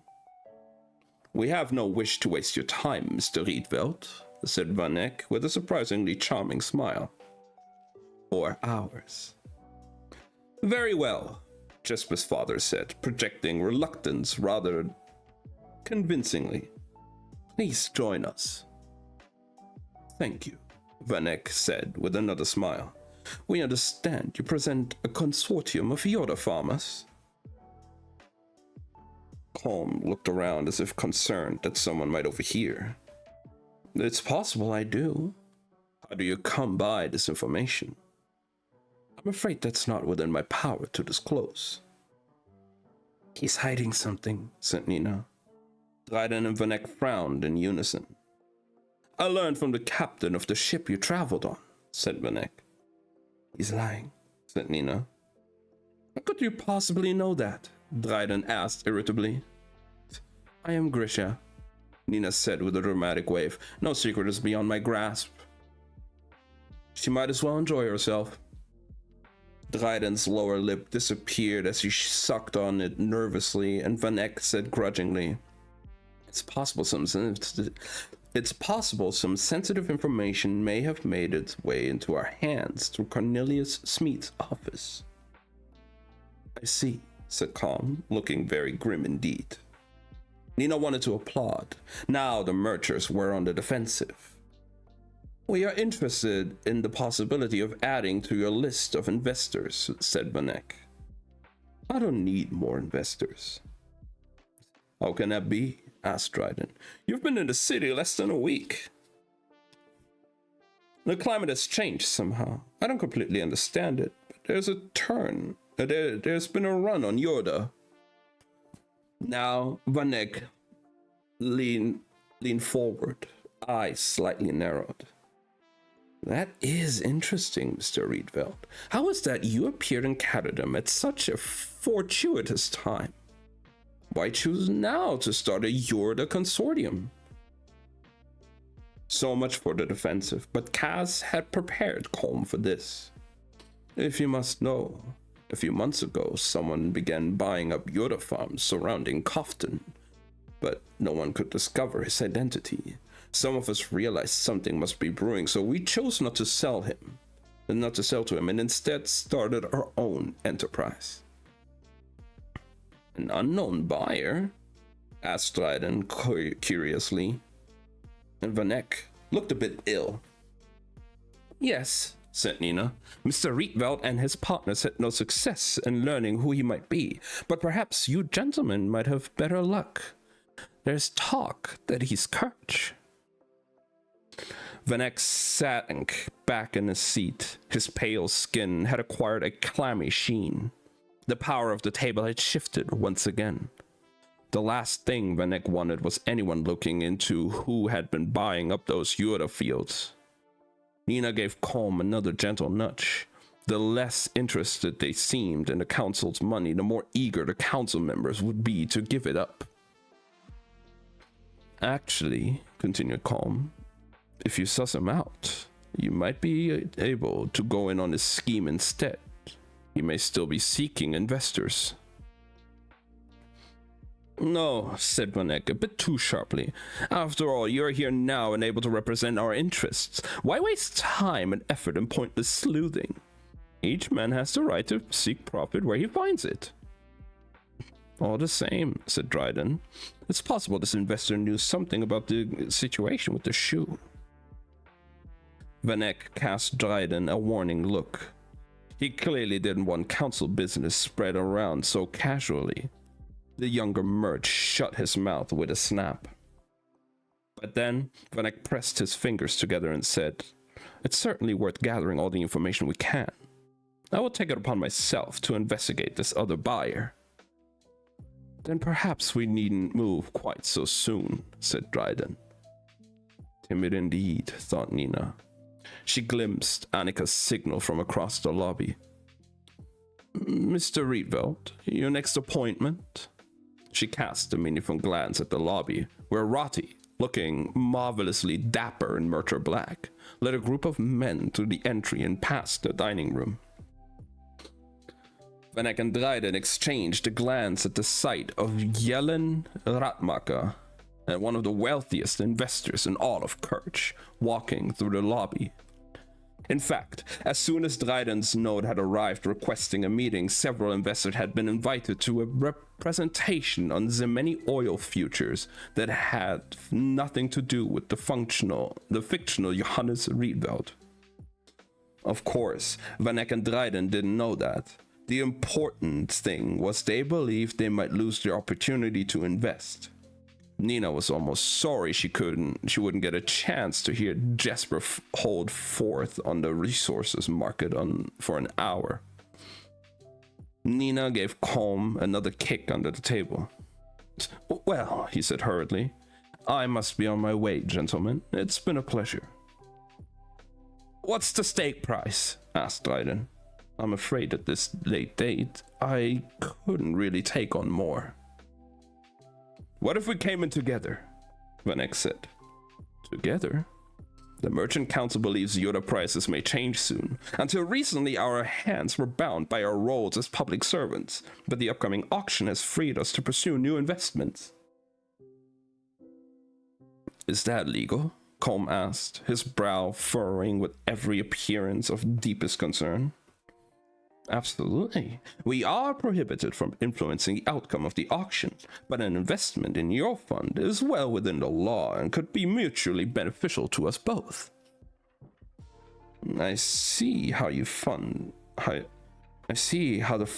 may benefit you, but you've been courting separate investors. What if the Merchant Council became your lead investors? What if this became our fund exclusively? The council represents 13 of the oldest and most established families in Kirch, with thriving businesses and plenty of capital. The farmers in your consortium would have no better partners. I don't know, said Colm. That's certainly appealing, but I would need serious security if I were to expose ourselves to risk in this way. If the council were to back out, we'd lose all our investors at once. Dryden bristled. No member of the council, of the merchant council, would violate a contract. We'll enter into it with our own seals and have it witnessed by the judge of your choosing. Nina could almost see the wheels turning in Vanek's mind. No doubt there had been farmers who refused to sell in Novye Zem. Now he had the chance to control not only the Yurda fields he'd purchased, but a good chunk of those he'd failed to acquire as well. Nina almost wondered if, given the money the search for his son was costing the city, he was feeling pressure to bring the council a good opportunity. Give us 48 hours to... began Vanek. Colm's expression was apologetic. I'm afraid I must finish my business here by tomorrow night. I've already booked passage. The harbors are closed, said Vanek. You're not going anywhere. Jesper's father directed a cold gray glare at Vanek that raised the hair on Nina's arms. I feel distinctly bullied, Mr. Vanek, and I don't like it. For a moment, Vanek held his gaze. Then his greed got the better of him. 24 hours then, said Vanek. Colm presented to hesitate. 24 hours. But I make no promises. I must do what's best for the consortium. Of course, said Vanek, as they rose and shook hands. We only ask that you make the no final decision until we've had a chance to make our case for taking over the fund. I think you'll find your offer very generous. Colm glanced in the direction of the Ratmaker had gone. I suppose I can do that. Good day, gentlemen. As Nina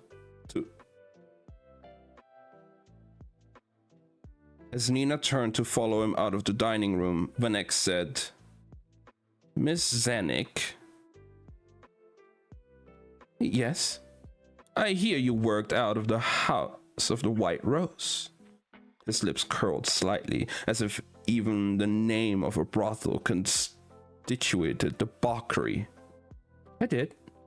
I'd heard the Heartrender there occasionally works with Cass Brecker.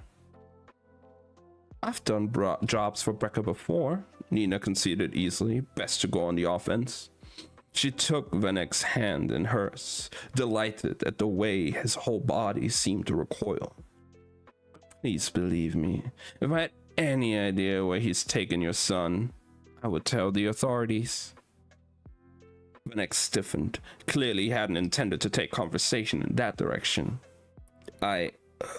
Thank you. I can't imagine the anguish you must be going through. How did Brecker even lay hands on the boy? Nina continued. I would have thought your security... Wylan wasn't at home. No? He was studying music in Belent. And what do his teachers have to say about the abduction? Vanek looked uneasily at Dryden.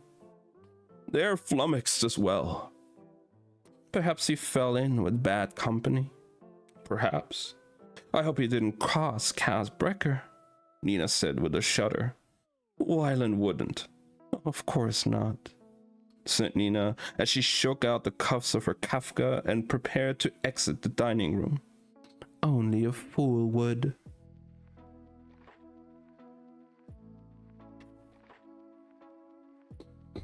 Oh my god, it's getting really intense. Holy shit.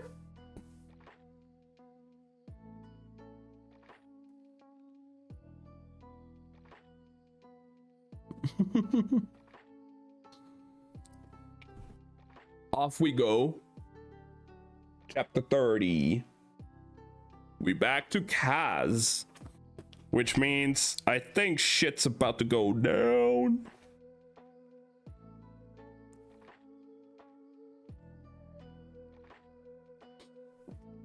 Let's see.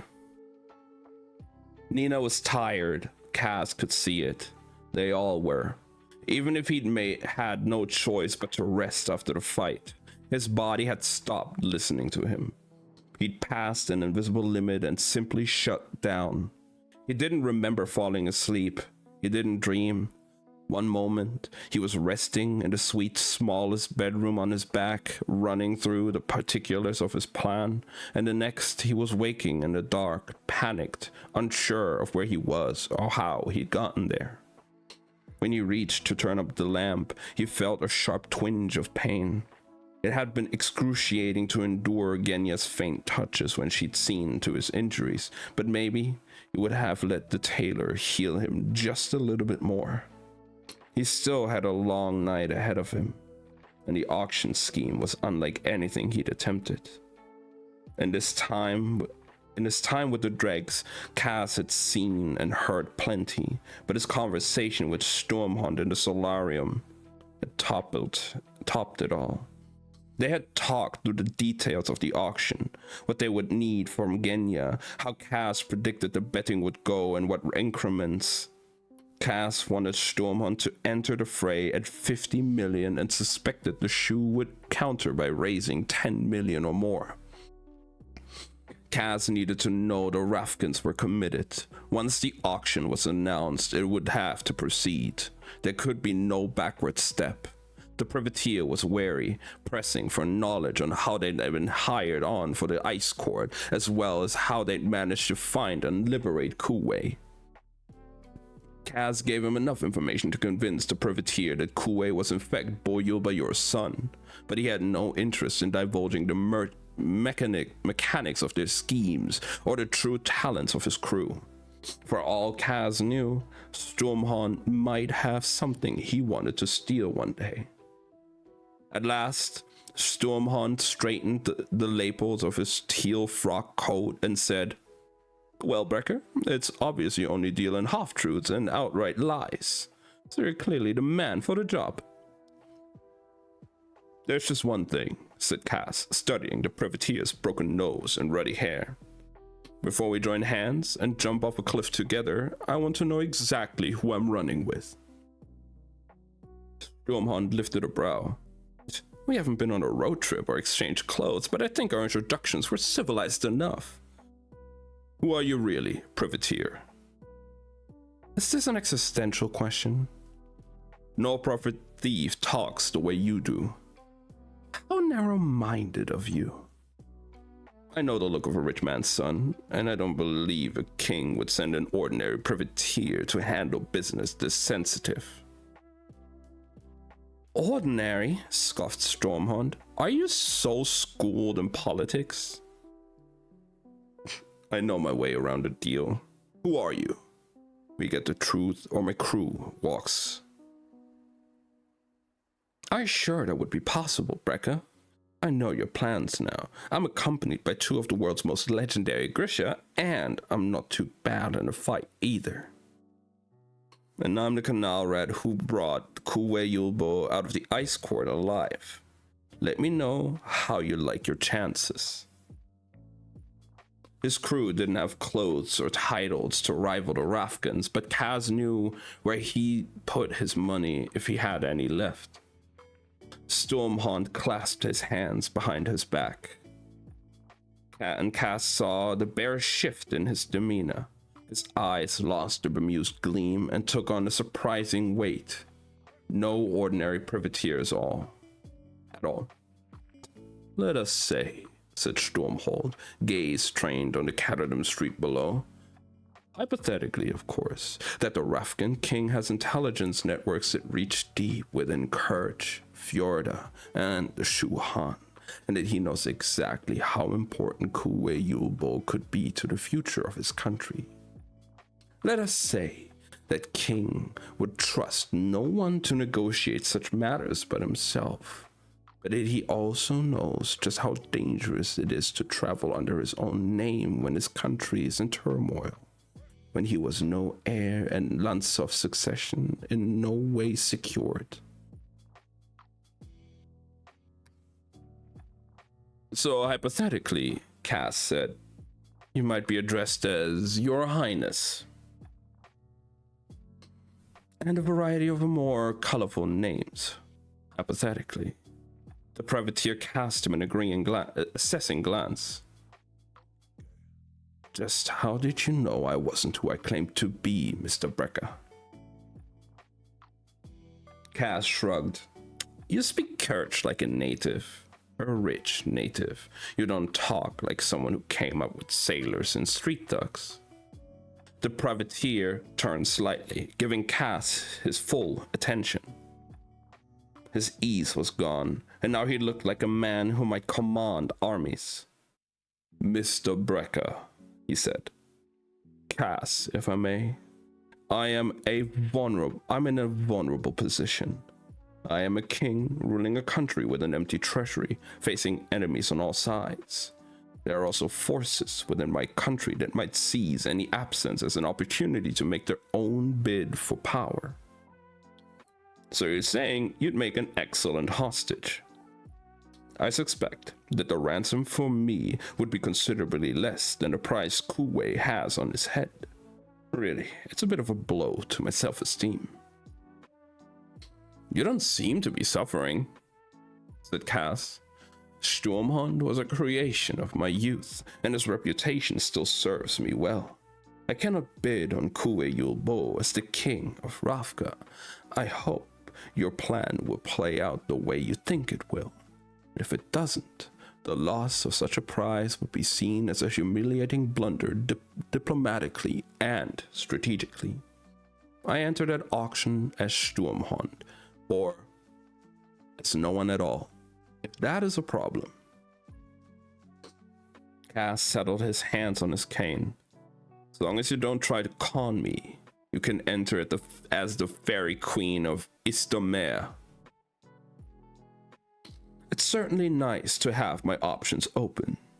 He looked back out at the city. Can this possibly work, Mr. Brecker? Or am I risking the fate of Ravka and the world's Grisha on the honor and abilities of a fast-talking urchin? More than a bit of both, said Cass. You're risking a country. We're risking our lives. Seems a fair trade. The king of Ravka offered his hand. The deal is the deal. The deal is the deal. They shook.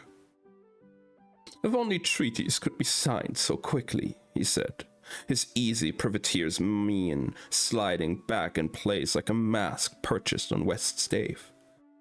I'm going to have a drink and a bath. One can take only so much mud and squalor.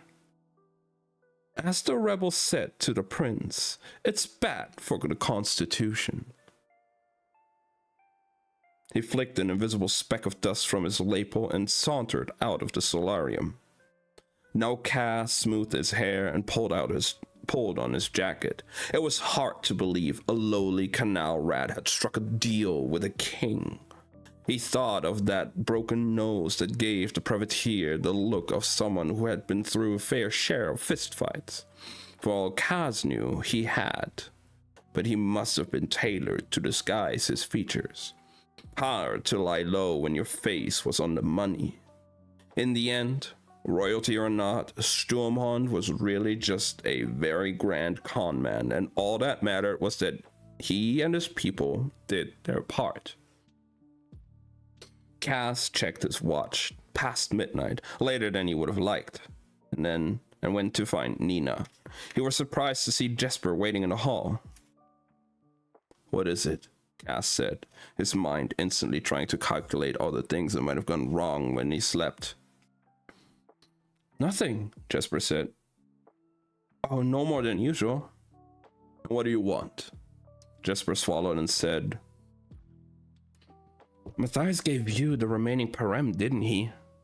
So, if anything happens, the shoe will be at the auction, maybe the Cairgud. There's too much riding on this job. I can't let my father down again. I need the parem as a security measure. Wait, what?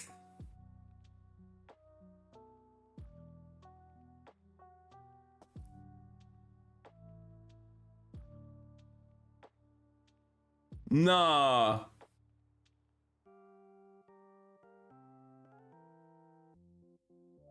Nah. No, no, no, no, no, no, no, no, no, no, no, no, no.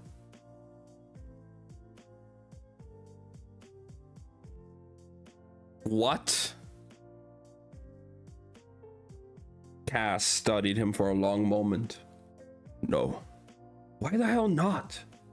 A reasonable question. Giving Jesper the parem would have been the smart move, the practical move. Your father cares more about you than some plot of land. But I'm not going to let you make yourself a martyr, Jess.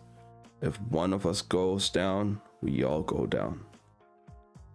This is my choice to make, and yet I seem to be the one making it. Cass headed toward the sitting room. He didn't intend to argue with Jesper, especially when he wasn't entirely sure if he was saying no in the first place. Why he was saying no in the first place. Who's Jordy? Cass paused. He'd known the question would come, and yet it was still hard to hear his brother's name spoken. Someone I trusted. He looked over his shoulder and met Jesper's gray eyes. Someone I didn't want to lose. Cass found Nina and Matthias asleep on the couch in the purple sitting room. Why the two biggest people in their crew had chosen the smallest space to sleep on, he had no idea. He gave Nina a nudge with his cane. Without opening her eyes, she tried to bat it away. Rise and shine. Go away, she said, burying her head in Matthias's chest. Let's go, Zenik. The dead will wait, but I won't. At last, she roused herself and pulled on her boots. She had discarded her red kafta in favor of the coat and trousers she'd worn during the disastrous botch that had been the Sweet Reef job. Matthias watched her every move, but he did not ask to accompany them.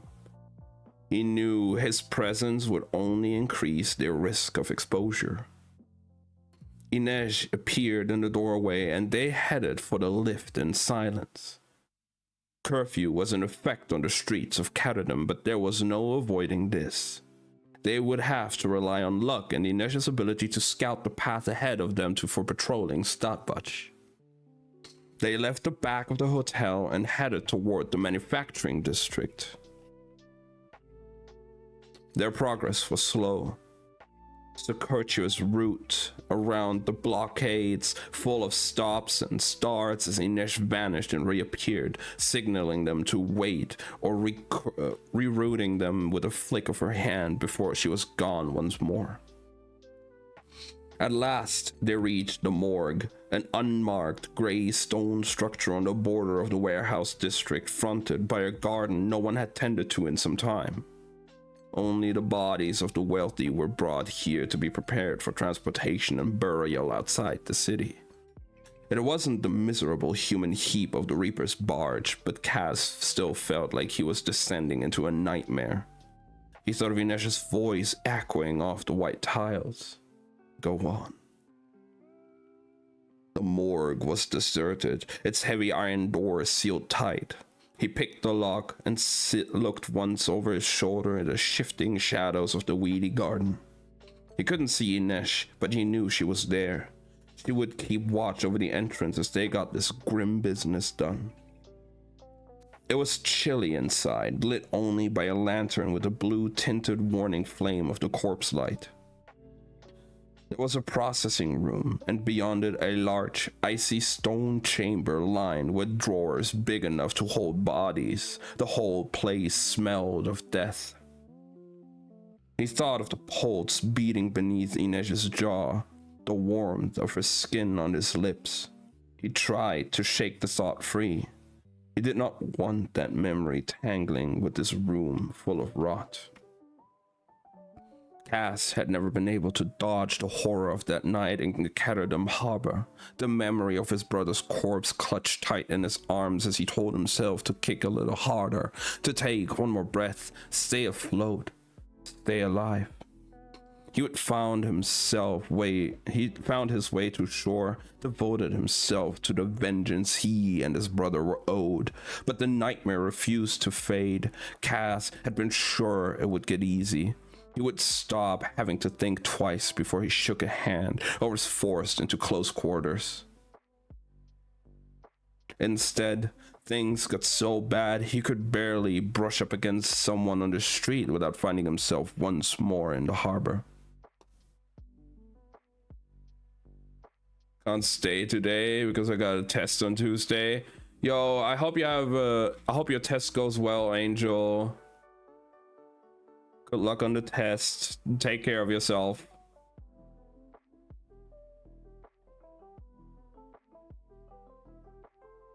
He was on the Reaper's barge, and death was all around him. He was kicking through the water, clinging to the slippery bloat of Geordie's flesh.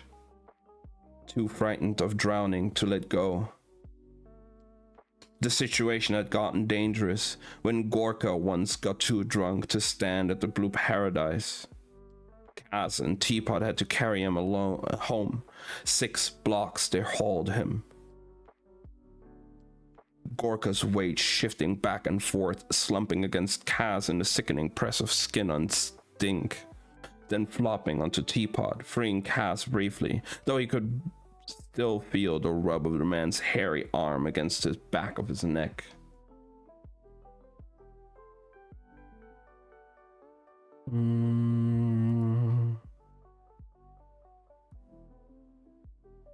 Later, Teapot had found Kaz huddled in a lavatory, shaking and covered in sweat. He'd pleaded food poisoning, teeth clattering as he jammed his foot against the door to keep Teapot out. He could not be touched again, or he would lose his mind completely. The next day, he'd brought his first pair of gloves. Cheap black things that bled dye whenever they got wet. Weakness was lethal in the barrel. People could smell it on you like blood, and if Kaz was going to bring Pekka Rollins to his knees, he couldn't afford any more nights trembling on a bathroom floor. Kaz never answered questions about the gloves, never responded to taunts.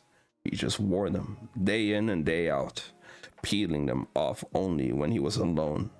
He told himself it was a temporary measure, but that didn't stop him from remastering every bit of sleight of hand wearing them, learning to shuffle and work a deck even more deftly than he could barehanded. The gloves held back the waters, kept him from drowning when memories of that night threatened to drag him under. When he pulled them on, it felt like he was arming himself, and they were better than a knife or a gun. Until he met Imogen. He'd been 14, not yet Parascal's lieutenant, but making a name for himself with every fight and swindle. Imogen was new to the barrel, a year older than he was.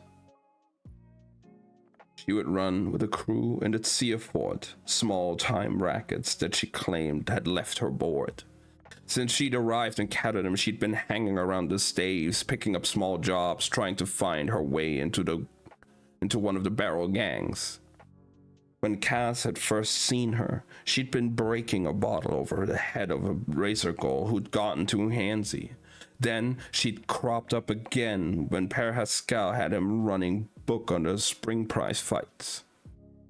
She had freckles and a gap between her front teeth, and she could hold her own in a brawl. One night, when they were standing by the empty ring counting up the day's haul, she touched her hand under the sleeve of his coat, and when he looked up, she'd smiled slowly, close-lipped. She couldn't see the gap in her teeth. Later, lying on his lumpy mattress in the room he shared at the slot, Kaz had stared at the leaky ceiling and thought of the way Imogen had smiled at him. The way her trousers sat low on her hips. She had a sidle when she walked, as if she approached everything from a little bit of an angle. He liked it. He liked her. There was no mystery to bodies in the barrel. Space was tight, and people took their pleasures where they found them. The other boys in the dregs talked constantly about their conquests. Cass said nothing. Fortunately, he said nothing about almost everything, so he had consistency working in his favor. But he knew what he was expected to say, the things he was supposed to want. He didn't want those things in moments, in flashes. A girl crossing the streets in a cobalt dress that slid from her shoulder, a dancer moving like flames in a show on East Stave, Imogen laughing like he told the funniest joke in the world when he hadn't said much at all. He'd flexed his hands in his gloves, listening to his roommate snore. I can best this, he told himself. He was stronger than the sickness, stronger than the pull of the water. When he'd needed to learn the workings of a gambling hall, he'd done it. When he decided to educate himself on finance, he'd mastered that too. Cass thought of Imogen's slow, closed-mouthed smile and made a decision. He would conquer this weakness the same he'd conquered everything in his path. He'd started small, with gestures no one would notice, a game of three-man bramble dealt with gloves off, a night spent with them tucked under his pillow. Then, when Père Haskell sent him and Teapot to lay a little hurt on a two-bit brawler named Benny who owned him Cass had waited until they'd had him in the alley, and when Teapot told Cass to hold Benny's arms, he'd slipped off his gloves, just as a test. Something easy. As soon as he made contact with Benny's wrists, a rush of revulsion overtook him. But he was prepared and endured it, ignoring the icy sweat that broke over him as he hooked Benny's elbows behind his back. Cass forced himself to brace Benny's body against his while Teapot reeled off the terms of his loan with Père Haskell, punctuating each sentence with a punch to Benny's face or gut. I'm all right, Cass told himself. I'm handling this. Then the waters rose. This time the wave was as tall as the spires of the Church of Barter. It seized him and dragged him down, a weight that he could not escape. He had Geordie in his arms, his brother's rotting fish belly body clutched against him. Cass shoved him away, gasping for breath. The next thing he knew, he was leaning against a brick wall. Teapot was yelling at him as Benny fled. The sky was gray above him, and the stink of the alley filled his nostrils. The ash and vegetable smell of garbage, the ripe tang of old urine. Bro, Cass is just so fucking traumatized, man. He needs fucking therapy, bro. What the hell was that, Brecker? Screamed Teapot, face mottled with fury, nose whistling in a way that should have sounded funny. You just let him go. What if he'd had a knife on him? Cass registered it only dimly. Benny had hardly touched him, but somehow, without the gloves, it was all so much worse. The press of skin, the pliability of another human body so close to his. Are you even listening to me, you sorry, skinny little skiff? Teapot grabbed him by his shirt, his knuckles brushing Cass's neck, sending another wave of sickness crashing through him. He shook Cass until his teeth rattled. Teapot gave Cass the beatdown he had planned for Benny and left him bleeding in the alley. It didn't get to go soft or give into distraction. Not on a job.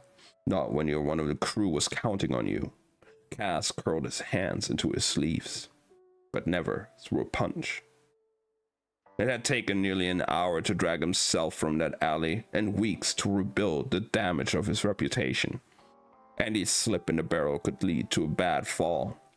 He found Benny and made him wish Teapot had been the one to deliver the beating. He put his gloves back on and didn't take them off. He became twice as ruthless, fought twice as hard. He stopped worrying about seeming normal. Let people see a glimmer of the madness within him. Let them guess at the rest. Someone got too close. He threw a punch. Someone dared to put his hands on him. He broke a wrist, 2 wrists, a jaw. Dirty Hands, they called him. Pascal's rabid dog. The rage inside him burned on, and he learned to despise people who complained, who begged, who claimed they'd suffered. Let me teach you what pain looks like, he would say. And then he'd paint a picture with his fists. At the ring, the next time Imogen laid her hands on his sleeve, Kaz held her gaze until that closed mouth smile slipped. She dropped her hand. She looked away. Kaz went back to counting the money. Now Kaz rapped his cane against the morgue floor. Let's get this over with, he said to Nina, hearing his voice echo too loudly off the stone-cold wall. He wanted out of this place as fast as possible. They started on opposite sides, scanning the dates on the drawers, searching for a cadaver that would be the appropriate state of decomposition. Even the thought of the rat ratcheted the tension in his chest tighter. It felt like a scream building, but his mind had conceived of this plan, knowing it would bring him to this place. Here, said Nina. Kaz crossed the room to her. They stood before the drawer, neither of them moving to open it. Kaz knew they'd both seen plenty of dead bodies. You couldn't make a life on the streets of the Barrow or as a soldier in the Second Army without encountering death. But this was different. This was decay. At last, Kaz hooked the crow's head of his cane under the handle and pulled. The drawer was heavier than he'd anticipated, but it slid open smoothly. He stood back. We're sure this is a good idea? Said Nina. I'm open to better ones, said Kaz. She blew out a long breath and then pulled the sheet away from the corpse. Kaz thought of a snake molting. The man was middle-aged, his lips already blackening with decay. As a little boy, Kaz had held his breath whenever he'd passed the graveyard, certain as if he'd opened his mouth, something terrible would crawl in. The room tilted. Kaz tried to breathe shallowly, forcing himself back to the present. He spread his fingers inside his gloves, felt the leather tug, grasped the weight of his cane in his palm. I wonder how he died, Nina murmured as she peered at the gray folds of the dead man's face. Alone, Kaz said, looking at the man's fingertips. Something had been gnawing at them. The rats had gotten to him before his body was found, or one of his pets. Kaz pulled the sealed glass container he'd lifted from Genya's kit out of his pocket. Take what you need. Standing in the clock tower above Colm's suite, Kaz surveyed his crew. The city was still cloaked in darkness, but dawn would come soon and they would go on their separate ways. Wylan and Colm took an empty bakery to wait out the start of the auction. Nina to the barrel with her assignments in hand, Inesh to the Church of Bata to take up her position on the roof. Kaz would descend to the square in front of the exchange with Matthias and Kuwei and meet the armed Statwatch troop that would escort them into the church. Kaz wondered how Vanek felt about his own officers protecting the bastard of the Barrow. He felt more himself than he had in days. The ambush at Vanek's house had shaken him. He hadn't been ready for Pekka Rollins to re-enter the field of those terms. He hadn't been prepared for the shame of it, for the memories of Geordie that had returned with such force. You failed me, his brother's voice louder than ever in his head. You let him dupe you all over again. Kaz had called Jesper by his brother's name. A bad slip, but maybe he'd wanted to punish them both. Cass was older now than Geordie had been when he'd succumbed to the Queen's Lady Plague. Now, he could look back and see his brother's pride, his hunger for fast success. You failed me, Geordie. You were older. You were supposed to be the smart one. He thought of Inesh asking, was there no one to protect you? He remembered Geordie seated beside him on a bridge, smiling and alive. The reflection of their feet and the water beneath them, the warmth of a cup of hot chocolate cradled in his mittened hands. We were supposed to look out for each other. They'd been two farm boys missing their father, lost in the city. That's how Pekka Rollins got them. It wasn't the enticement of money. He'd given them a new home, a fake wife who made them hot, but a fake daughter for Cass to play with. Pekka Rollins had lured them with a warm fire and the promise of the life they'd lost. And that was what destroyed you in the end. The longing for something you could never have. He scanned the faces of the people he had fought beside, bled with. He'd lied to them and been lied to. He'd brought them into hell and dragged them out again. Cass saddled his hands over his cane, his back to the city.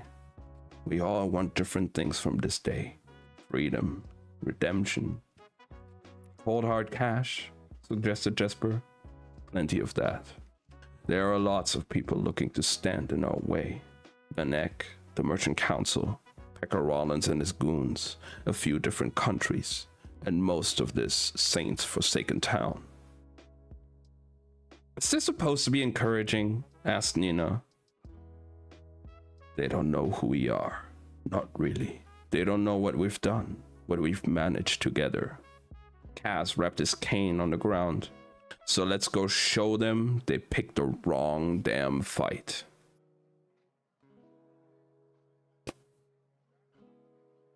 That's the end of chapter 30. Holy fuck.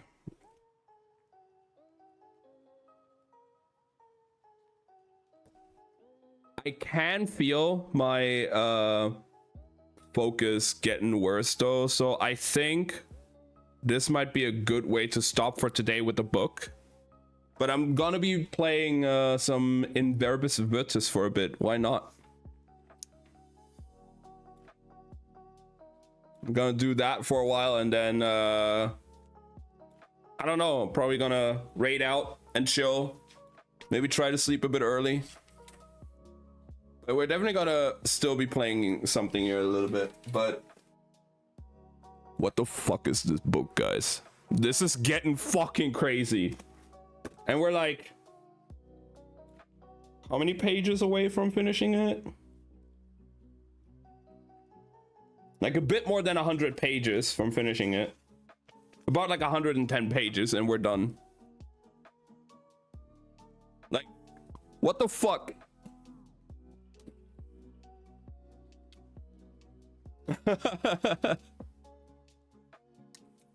This is crazy. This is so good. I'm loving it. I need to make some more shelf space again.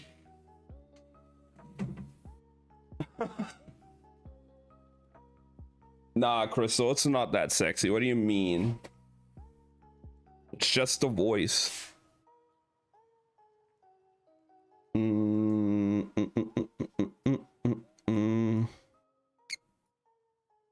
What do you mean? Right, let's do like this.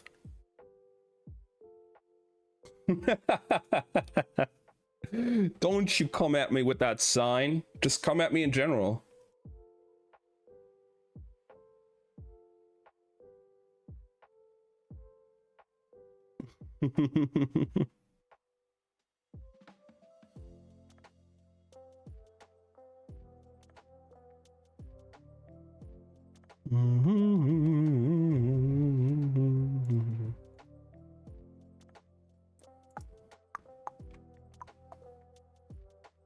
Let me just quickly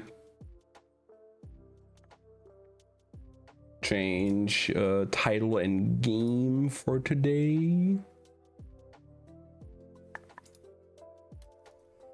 Let's see if we get that visual bug again.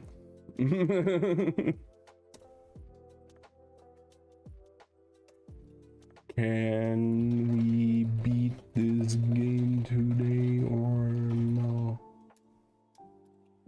Maybe we can finish this today. We'll see.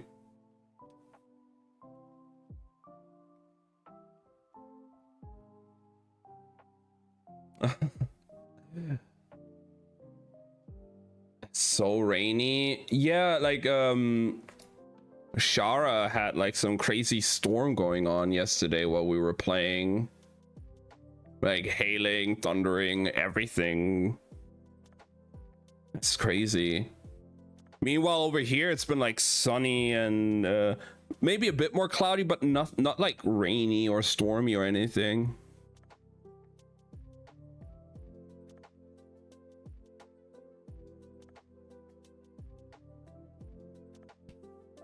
Damn.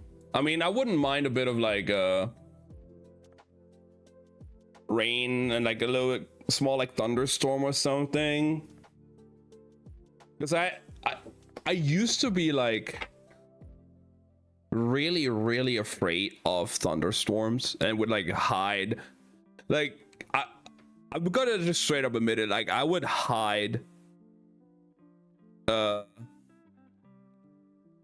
I would hide like in my bathroom because our bathroom had no windows. I would like turn off the lights, close the door, and just have like music running so I don't hear the thunders or anything and don't see the lightnings. I was so fucking afraid of it. But nowadays I'm like, bro, I would go outside and just watch the thunder, watch the lightnings and everything. It's I completely switched. My head is not behaving. I'm so sorry, Slothy. You still having a headache? I hope it gets better soon.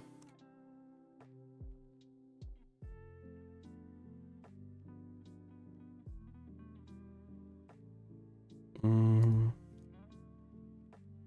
right, let me just...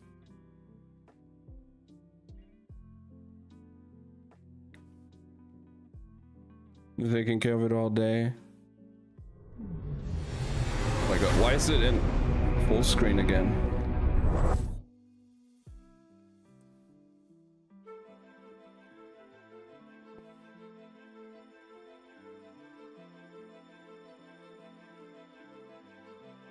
Why is it? Huh?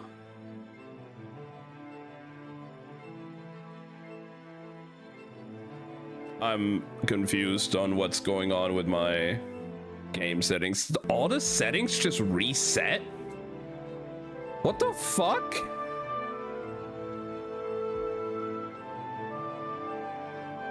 Give me a second, guys. I'm gonna have the game up for you in a second, but like, oh my god. All my settings reset.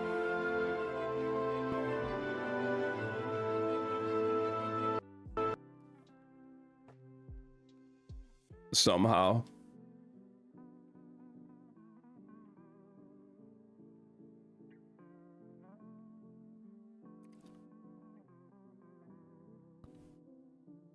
I mean, it's a 2014 indie game where you even have to fucking restart the game every time you change the like the graphics settings on it. So I'm not surprised if like shit like this happens, to be fair.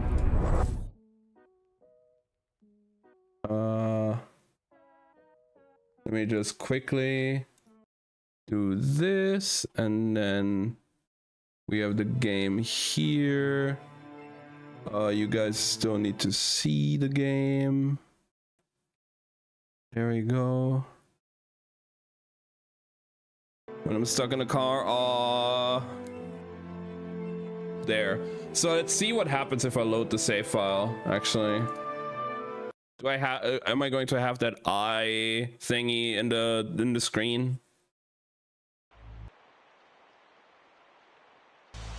Yep, there we go. There's the visual bug that I was talking about earlier. This is from like the opening animation. on the menu screen. It just stays on screen here right now. It's permanently on the screen. And if I would load the game as soon as it starts, like right here with like the eye like really big. I'm a cuddler. I would love some cuddles as well. I love cuddles. Like, look at that. This is awful. The only way for me to fix this. Also, do I need to?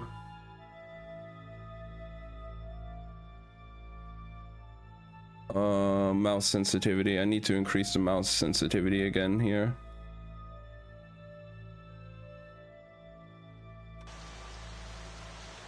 Oh wait, maybe that's a bit too much. The only way I can fix this, actually, which is super fucking stupid, let's do like 35, there we go, is I have to go back to main menu. I have to load a new game. Because for some reason, I guess because of the cutscene and everything, the new game loads it normally. And then once I have access here, I go into load game and load my save file. And now I should not have to deal with... Yeah, there we go. The screen is free. It's... It's interesting. But here we go. Okay, maybe I should actually lower the sensitivity a bit more. It's crazy how jank this game is, but I mean, I don't expect much. Do we still have our spells? Ectolume. Lume Tial.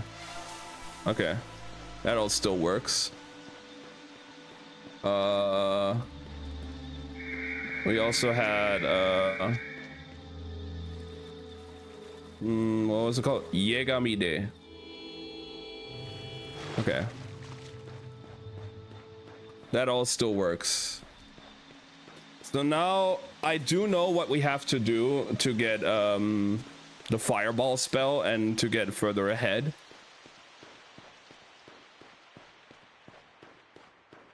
So we can actually do that now. We have to go this way.